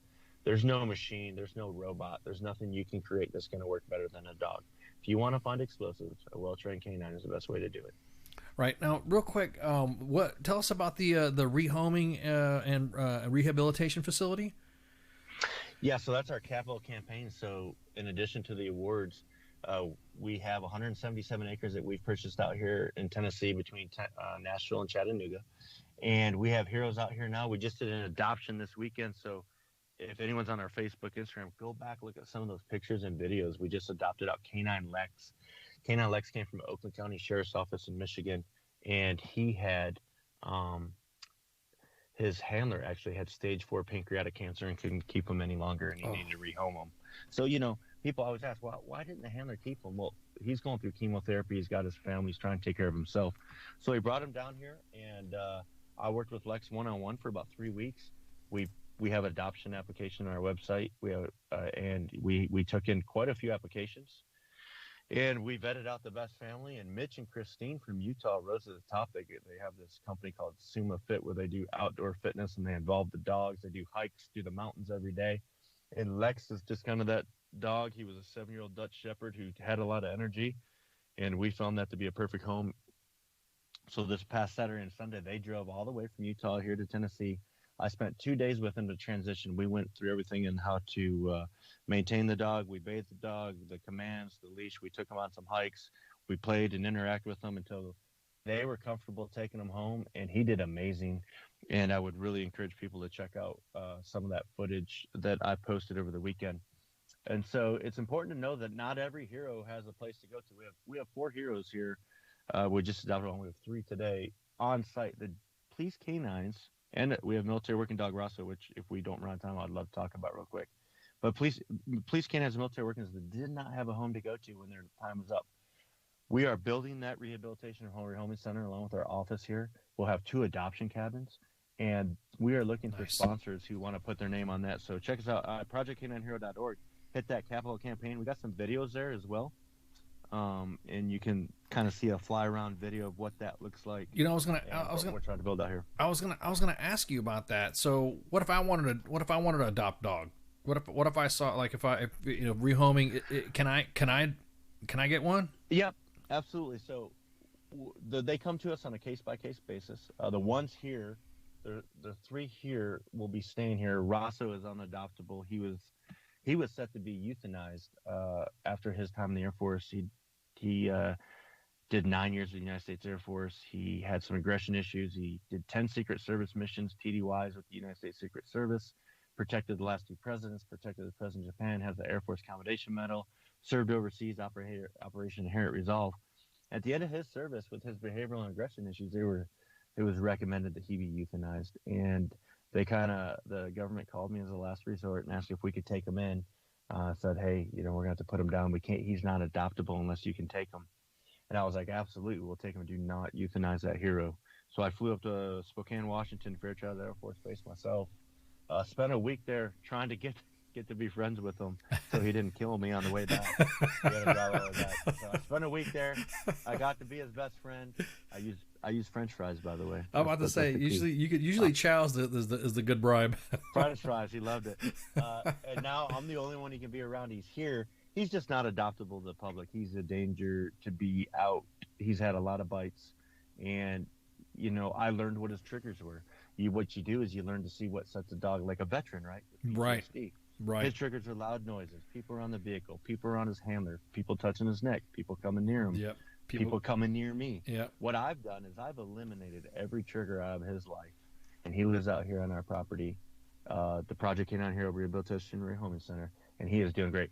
For those who want to see how great he's doing, I did a live this morning for about 20 minutes, and he is so happy. It's on our Facebook page, Facebook Live. You'll see the video I did this morning of him, and he was super happy. He's doing great. But, if I let him go back out to be adopted, he can't be around the public. And I'm sure everyone knows a veteran like that, right? Right. Well, yeah. I mean, my trigger is people who walk too damn slow in the aisle in a grocery store. Yeah. Well, yeah. If it's Rosso, he's just going to grab you. We can't have that. So he's here. He's doing well, and we're honored that the government has the trust and the faith in our organization to give us a call when those things happen. Right. Just like Axel, the ATF Special Response Team. Axel is one of 5 dogs in the nation. Called us to take him, just like Rosso. And so, we have several other here who needed homes. When we come in, we don't have any for adoption today, so I don't want everyone thinking that we have a bunch of dogs here to adopt. We do have dogs here, right? But they're ones that work here and are part of our organization right now. So, as they come up, we post them on our Facebook. I was about to say, yeah. So you post them on Facebook, and then Joe Yuppie, Joe Schmidlap can go, hey, I want to go over there. Do you have like a recommended? Okay, well then, if you come up, you need to hang out with the dog. You just can't come and get them. What's your? I have about a 50-point questionnaire if you look at the adoption application, which is at the bottom of our website. Gotcha. And then I vet those out personally, and I know what I'm looking for in that. If you went through the questionnaire, you'd see. But we do background checks, we do references, we do what kind of experiences you have. I have questions there like what kind of yard you have. Some dogs aren't good with kids. Some dogs aren't good with other dogs. So I'll vet all that out prior to, and we're only calling the most qualified. And usually I've done my due diligence almost in weeks of research before we even, make a decision on what we're going to bring in. So then after that, I'm accepted. You've accepted, Ice, and he's able to go get a puppers. And then what do you do? Do you recommend that I go work with a hero? Do you recommend that I stay? Yeah, actually, yeah. Before they're accepted, they're really invited here, just like Christine and Mitch this past weekend. Mm-hmm. Need to come here. We'll have the adoptions at cabins available eventually, but they're not built yet. It's all part of the process. So, we're looking for donors for that. But they would come stay here. You'd be able to stay with the dog, work with us one-on-one. Everything from the kennel care to the bathing to the grooming to the maintenance to the handling to the leash to the commands. And you'll have to show that you have the experience and knowledge to do that with me. I'll try to teach you. I do all that myself one-on-one because that's how important it is to me that of course heroes are getting the right home. Right. And again, we documented some of that this past weekend. And at the end of the weekend, or if it takes 3 days, 4 days, we'll do 3 or 4 days. But we need to make sure that not only is it the right fit for the family, it's the right fit for the dog, and that's my decision. And I base that on my 28 years of experience of working. No, of course. Career. Well, I mean, I would want you to tell me, nah, sorry, Ken, you just you're fit, or nah, you might want to get a Chihuahua or a wiener dog. Oh, you'll know. Either it's gonna go really, really well. Yeah. Really, really I just think it's awesome. Well, hey, Jason, I totally appreciate you coming on. I mean, this has been nothing but some good news. As a matter of fact, after we're done tonight and we load up the podcast, what we'll do is we'll go ahead and we'll share your live from your Facebook page on the WTF Nation Radio website Facebook page. So that way you'll be able to, the fans will be able to check it out too. Absolutely. And we'll get that shared, and I appreciate it as well. I mean, we're doing so much. Maybe it's time we get a little closer to the award season, we can come on and do an update or something. I was about to say, as a matter of fact, why not? You're more than welcome to come on here and say, hey, this here's the nominations of the pup. Maybe do some videos, shoot some videos. We'll get it loaded up or get it, we'll get it all Gucci for you, man. We have no problems with that.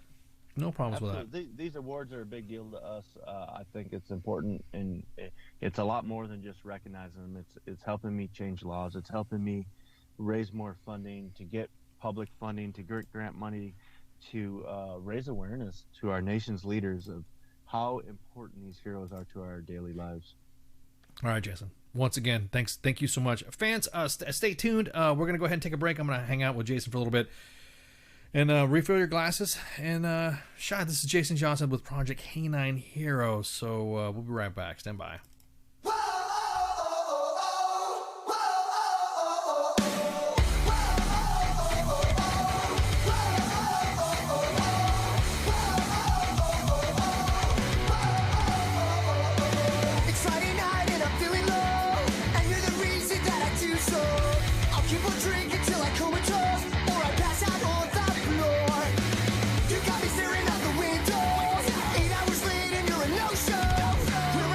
Let's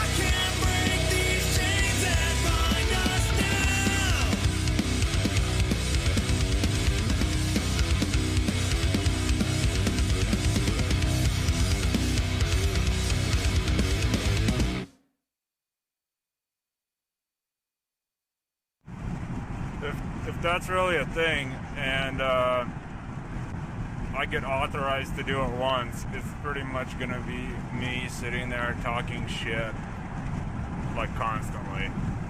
The voice of U.S. Army, WTF Moments. This is WTF Nation Radio. And we're back.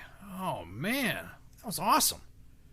Man, I'm all about the puppers, man. Thanks, Jason Johnson from Project Canine Hero. He's going to be coming back later while we have this awards ceremony. It's kind of going to be kind of cool. You know, it's going to be It'll be fun. Yeah, I mean, it's probably gonna be more interesting than the Oscars. You know what I mean? Because these probably and more people attending. More people attending. Yeah, exactly. More people attending, and actual people have done things. You know, these are heroes. That's awesome.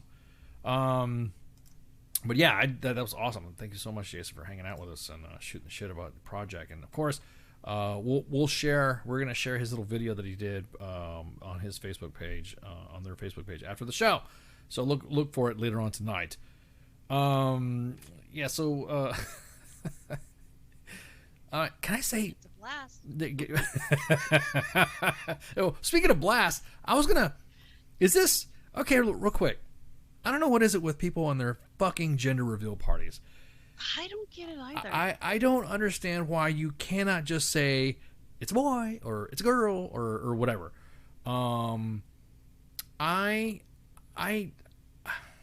You guys know what I'm talking about. Got to be extra about it. Yeah, people got. It's almost like it's a look at me type thing. So a couple days ago, actually, was it a few days ago, 3 days ago? Can't remember when it was. Freaking a gender reveal party in New Hampshire. In New Hampshire, we had a gender reveal party. There was a freaking. I wonder if Branko. Say it one more time, you'll show up. Branko. Shut up, Ice from Massachusetts. Get some chowder. There was a freaking gender reveal party, and it was an explosion that rocked, people in their freaking neighborhood. It was like so deafening, so diabolical that it knocked pictures off of their walls and shook foundations. So they lived on Fort Hood. Yeah, I want to say. So the massive explosion rocked Kingston, New Hampshire. I just can't help saying that. New Hampshire. Exactly that, David. People just trying to be hip and cool. I hate it. It's. Man, if I would have had a gender reveal party for my kids, I'd have nukes. I'd make you fucking amateurs. I would have been like, if people are on Blue Flyer, then that means it's a boy. So a man detonated 80 pounds of explosives as part of an elaborate gender reveal party. Kingston Police Department told the New Hampshire union leader. No injuries are reported. The Kingston Police Chief Donald Biggs told the union leader that the blast frightened neighbors, left nearby homes with cracks in their walls, and appeared to turn their tap water brown. We're all about, and this is what Sarah Taglieri told the Washington Post. Hey, we're all about celebrating happy moments like having a baby, but celebration was felt and heard not only by different neighborhoods but different towns. It's not like they were upset that there was a blue or pink confetti. It was a large blast. You want to impress me? I want to see some blue smoke. I want like a blue mini nuke. Exactly that, Gary. That's weak sauce. 80 pounds. Police said that they identified the man who had purchased and ignited the explosives has turned himself in. See, why would you do that? Would you turn yourself in? Would you blast? I mean, is it illegal to set off something in a quarry? I mean, I wonder where he acquired. Yeah, 80 pounds of tannerite. So the explosion is the latest gender reveal celebration gone wrong in recent years. Yeah, practice has been popular following a 2008 parental block, which has sparked multiple wildfires, leading to several deaths and 2 plane crashes. How the hell do you plane crash freaking gender reveal? I mean, is it supposed to be funny? I mean, we're supposed to be laughing about somebody? Yeah, throw me in jail for, So this year, at least 2 gender reveal incidents have turned fatal. In February, a 28-year-old father to be died after a homemade device he was preparing for his gender reveal celebration malfunctioned inside his garage. It exploded and threw some shrapnel on his chest or something like that. And then last month, a small aircraft hired to release a pink cloud for gathering for a gender reveal gathering in Cancun, nosedive in the lagoon. I wonder if it's I wonder whether did they find out if it was a boy or girl. Well, I mean, the plane dropped a pink cloud in a gender reveal stunt, and then it fell into the sea, killing 2, authorities said. The Tagliaries, who worked in IT and finance, were used to hearing dynamite and detonations once a month because they're at a plant. But I guess these detonations are usually announced by the company at least 24 hours in advance, so the residents in the rural town of 6,500 are not caught off guard. Her husband, Matt, said, "We were used to dynamite blasts.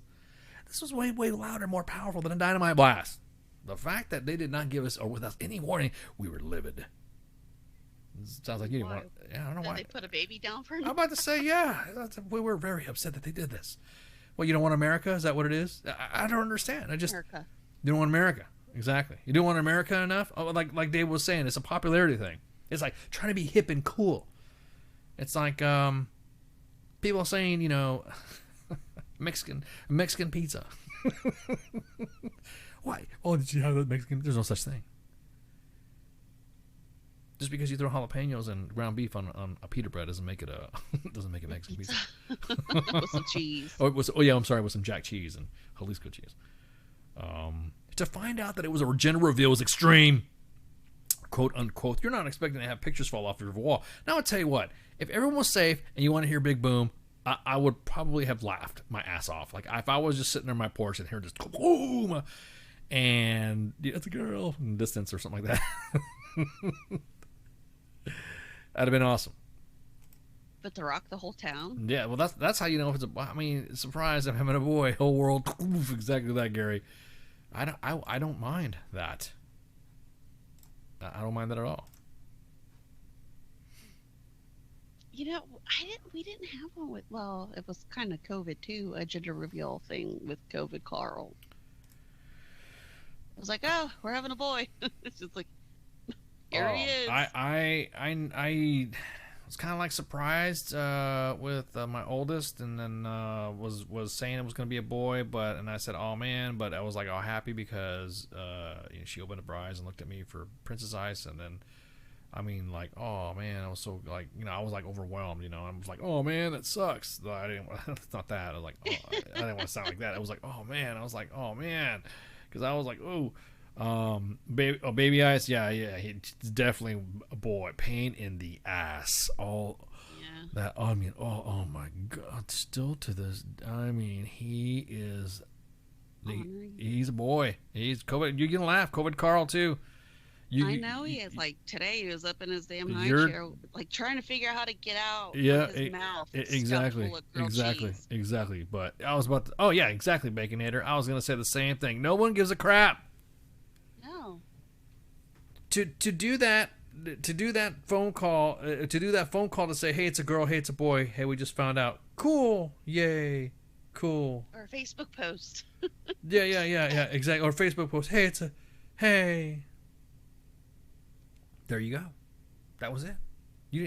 It's kind of like overdoing it. It's like almost, I don't know, it's like people who wear white sunglasses. And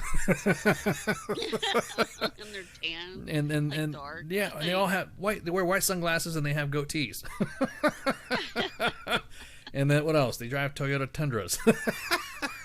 I'm glad you didn't say Toyota Sienna. I like that fad stuff. Why do you have to have it? Why do you have to do that? Why do you have to? Well, it's kind of like, you ever see the TV show Bridezillas? Do you ever see that TV show Bridezillas? Where I hate that show. Where women where women have to have the women in the series have to have the most elaborate weddings, and they have to have the best thing to where you end up seeing, man, holy crap, exactly that. Whatever happened to Passing Out Cigars? Exactly. Same thing. And Gary, now it's exploding cigars. Exactly. No, I'm serious. It's I wonder if how much of it is like, is this a guy bridezilla? Is this a dadzilla thing? Is this something where a man has to feel that's like a manly thing to do for him to do because, like the women in the TV show Bridezillas, is that some expectation of over, They gotta outdo. They gotta outdo. They gotta have the big best. Yeah, they gotta have the big best weddings. They gotta have, better have a big rock on my finger, and they better have this, better have that. You better have Seal fucking playing, singing the fucking, bride song. Yeah, whatever, you name it. They go out of their fucking way to do this shit, and I'm just wondering if it's part of, like, our dudes getting up to this phenomenon of just getting involved in that type of stuff where you have to have a general, like, we must do this for the baby. Even if it's shaking freaking foundations and blasting windows. Or lighting up California. or lighting up. I'm gonna tell you what, man. I was just, I was shooting shit with some friends, and I was telling them that the majority of the reason why all the California wildfires were happening was because the over-conservation laws of you not allowing to do, controlled burns, you're not allowing to go in and clear the deadfall, and then you got that one guy.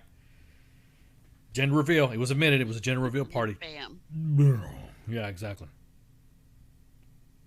And I'm gonna tell you what. I don't know what it is, dudes. Exactly that attention, Gary. It's a boy. Hey, do you know what you're having? Yeah, it was a boy. Oh, cool. That's about it. Did you have to do a gender? Did you do any gender reveal? Whatever's to you. I mean, I didn't. My other kids, no. Yeah. Do that shit either. I'm just trying to think. What did I do? It's a boy, whatever. You know what? It's a boy when he was born. You're right. What do you have? I think it's a boy. Oh, okay. You sure it's a boy? I don't know. The doctor's saying it's a boy. With ultrasound these days, it's kind of it's probably about an 85 to 90% chance that it looks like it's a boy. I'm not trying to say people who read ultrasounds, because I can't read it. Just looks like a bunch of freaking gray lines on a black background. So I guess it looks like I guess it's a boy. With the boy and COVID car, it was pretty obvious it was a boy. Yeah, same thing with same thing with turtle. Same thing with baby eyes.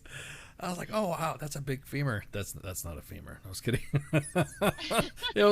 I made a joke like that. I was like, oh wow, that is like his arm or something like that. It was like his little arm bone. And they're like, no, that's a boy. I'm like, oh, damn son. All right. I can't tell with those sonograms. Now, have you seen those 3D ones? Everyone's like, "Oh, look at my beautiful child." I'm like, Actually, yes. They scare me. No, they scare me. I just see an image of, it's like the Nirvana baby, underwater. That's what it looks like. There's no beautiful about it. I mean, there isn't. There's, yes, a baby is beautiful, but it's those 3D images that. It's interesting. Yeah, just like, oh look, that's how it's. You want to look at this 3D stuff, and the next thing you're like, oh yeah, it's a beautiful kid.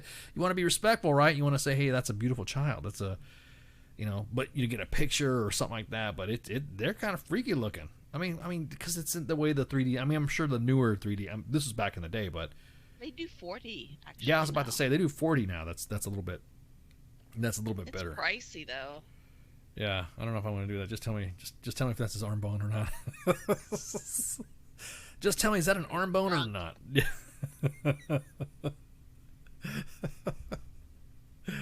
Oh man, everyone's dropping one. Oh, is that Bacon Air says when he was born, Satan's bitch hid in his closet, and the angels in heaven played a sick guitar solo in Valhalla.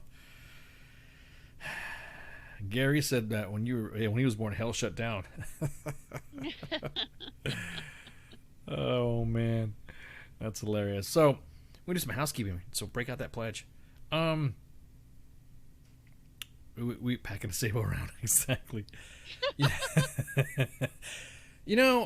I'm looking at the lineup here, and CQ's got some baller ass freaking gas, man. He does. I am working on a new cut sheet. He has lined up a ton. I mean, I'm just going through some of the emails. I know you got some other cut sheets right now. For the next 2 weeks, we have some pretty big names. I'm like, damn, front desk and CQ, you go girls and CQ. That's He's one of the girls. I'm just kidding. Oh, that's messed up. That's messed up. I love you, CQ. No, we love you. No, you guys are both. No, you guys are busting hump. And he's busting his ass doing this shit because that's his thing. But next week we're gonna have Eddie McClintock. Oh no, tomorrow we're gonna have Eddie McClintock. He's gonna be on. You're gonna talk to Eddie after this, right? He said he was gonna talk to you or something like that about him. Yeah, I gotta call him back. Okay. So Eddie McClintock, he, if you guys know him, he was on, what was it, Mighty Ducks too? He's on freaking The Sweetest Thing, Supergirl, Warehouse 13, Agents of S.H.I.E.L.D. It's a big, and he's also a friend of mine. So I'm kind of like, take care of him, CQ. He's a good dude. I'm digging this, man. And then next week he has Colin Moaktree, right? That's how you pronounce his name. I don't want to miss his name. He is a comedian / TV show host. He's an entertainer. I can't wait. If you have seen Whose Line Is It Anyways? I always want to say Of It. No, Is It Anyways? Yeah. Yeah, he's got a book out right now. Not quite the classics. And then you want to see him. You can see him appear live. He is a stand-up comic. Yeah, he's pretty cool. He does a lot of improv shows, stand-up stuff. You got to keep up with him because he's going to be going back and forth with CQ, and it's going to be a fun show tomorrow with Pop Culture Warrior. And then we got more stuff. We have more stuff, like big news stuff. We have, I want to say something, but we can't. We can't say it until. Yeah, it's locked in. Yeah, it's big. We were just sitting there shooting the shit with some other celebs, and I'm like, he's like, CQ's like, Ken, you know him, right? I'm like, for the first time in my life, I am fucking speechless. I was like, yeah, I know who he is. So, but. I guess that's it. So got I feel kind of neglected on my guests too. I guess I gotta wait until Sergeant's time. What do we got going on Sergeant's time? We got nothing going on Sergeant's time, right? We just a normal show. Yeah, probably complaining about the usual Army stuff. There's some Army stuff that Spanky wanted to talk about, and she's like, "Did you see this?" I'm like, "I did see that." She's like, "We're gonna talk about this." I'm like, "Okay." All right, yes, ma'am. Shit, Sorn. She was pretty passionate about some of the stuff she wanted to talk about on Thursday, and I mean, a lot of stuff has happened within the news with active duty Army. So yeah, exactly. A lot to catch up on. We got to catch up. We got to catch them ups. So, at any rate, I guess I guess we're done for the night. Yeah. You guys, thank you guys so much for tuning in. Thank you, Jason Johnson, for hanging out with us. And of course, from Project K9 Hero, he's going to come back again. I already dropped the links in the comments, so we're all good to go. So I can't wait to have you guys, to have him come back and talk about the nominees and who's gonna win. So yeah, I'm freaking pumped. This is gonna be pretty cool. I mean, I'm looking forward to it. You got any last words or something like that, or no? Like y'all have a good night. Behave. And shots. Oh, shots. That's right. Yeah, exactly that. Shots. And always deny, counter, accuse, and never reveal your sources. But other than that, y'all have a good night. Night. Hey, this is SEAC retired John Wayne Troxel. You're listening to WTF Nation Radio, the station of choice for all of the badass MFers on the planet. The voice of U.S. Army, WTF Moments. This is WTF Nation Radio.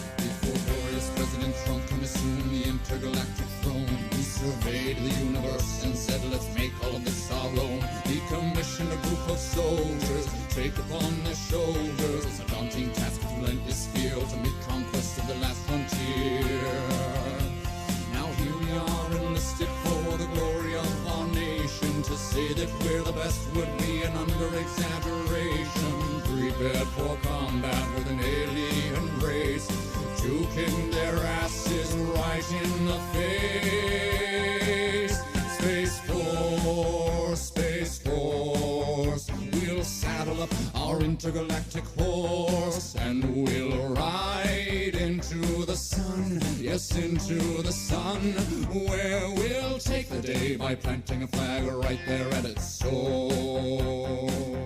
Space Force.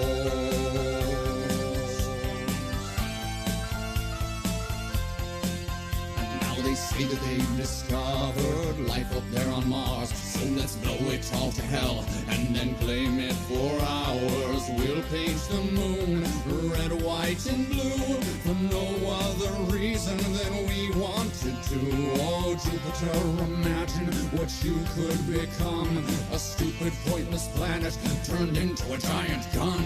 And Russia, so sorry, have to burst your bubble. Be a good sport now, sit back, relax, and watch us through the Hubble as we celebrate the greatness of the United Planets of America. Space Force, Space Force. We'll saddle up our intergalactic horse and we'll ride into the sun, yes, into the sun, where we'll take the day by planting a flag right there at its source. Space Force.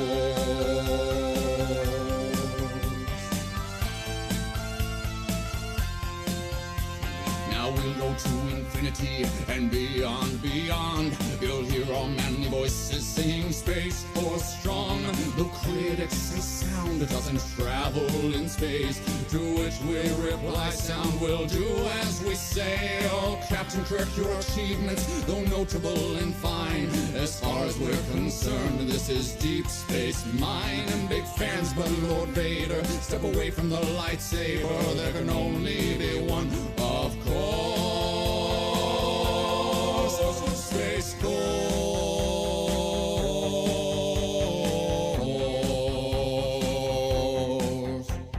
Ra-da-da-da-da-da, ra-da-da, ra-da-da, ra-da-da-da-da-da-da-da-dum-dum-dum-dum, ra-da-da-da-da-da, ra-da-da, ra-da-da, ra-da-da-da-da-da-da-dum-dum-dum-dum-dum. Space Force, Space Force. We'll saddle up our intergalactic horse and we'll ride into the sun, yes, into the sun, where we'll take the day by planting a flag right there at its source.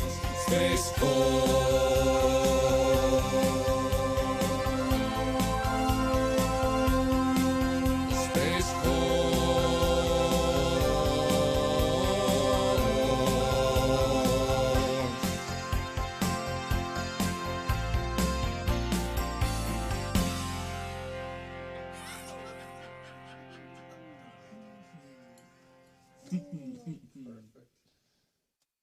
Everything stated on WTF Nation Radio is to be considered the opinion of the person that stated it, and not an official representation of WTF Nation Radio or U.S. Army WTF Moments. Price does not include tax, title, or license. Some assembly required. Each item sold separately. Batteries not included. Objects in mirror are closer than they appear. If conditions persist, contact a physician. Individual results may vary. Keep out of the reach of children. Avoid prolonged exposure to direct sunlight. Keep in a cool, dark place. And please enjoy the show. Shots.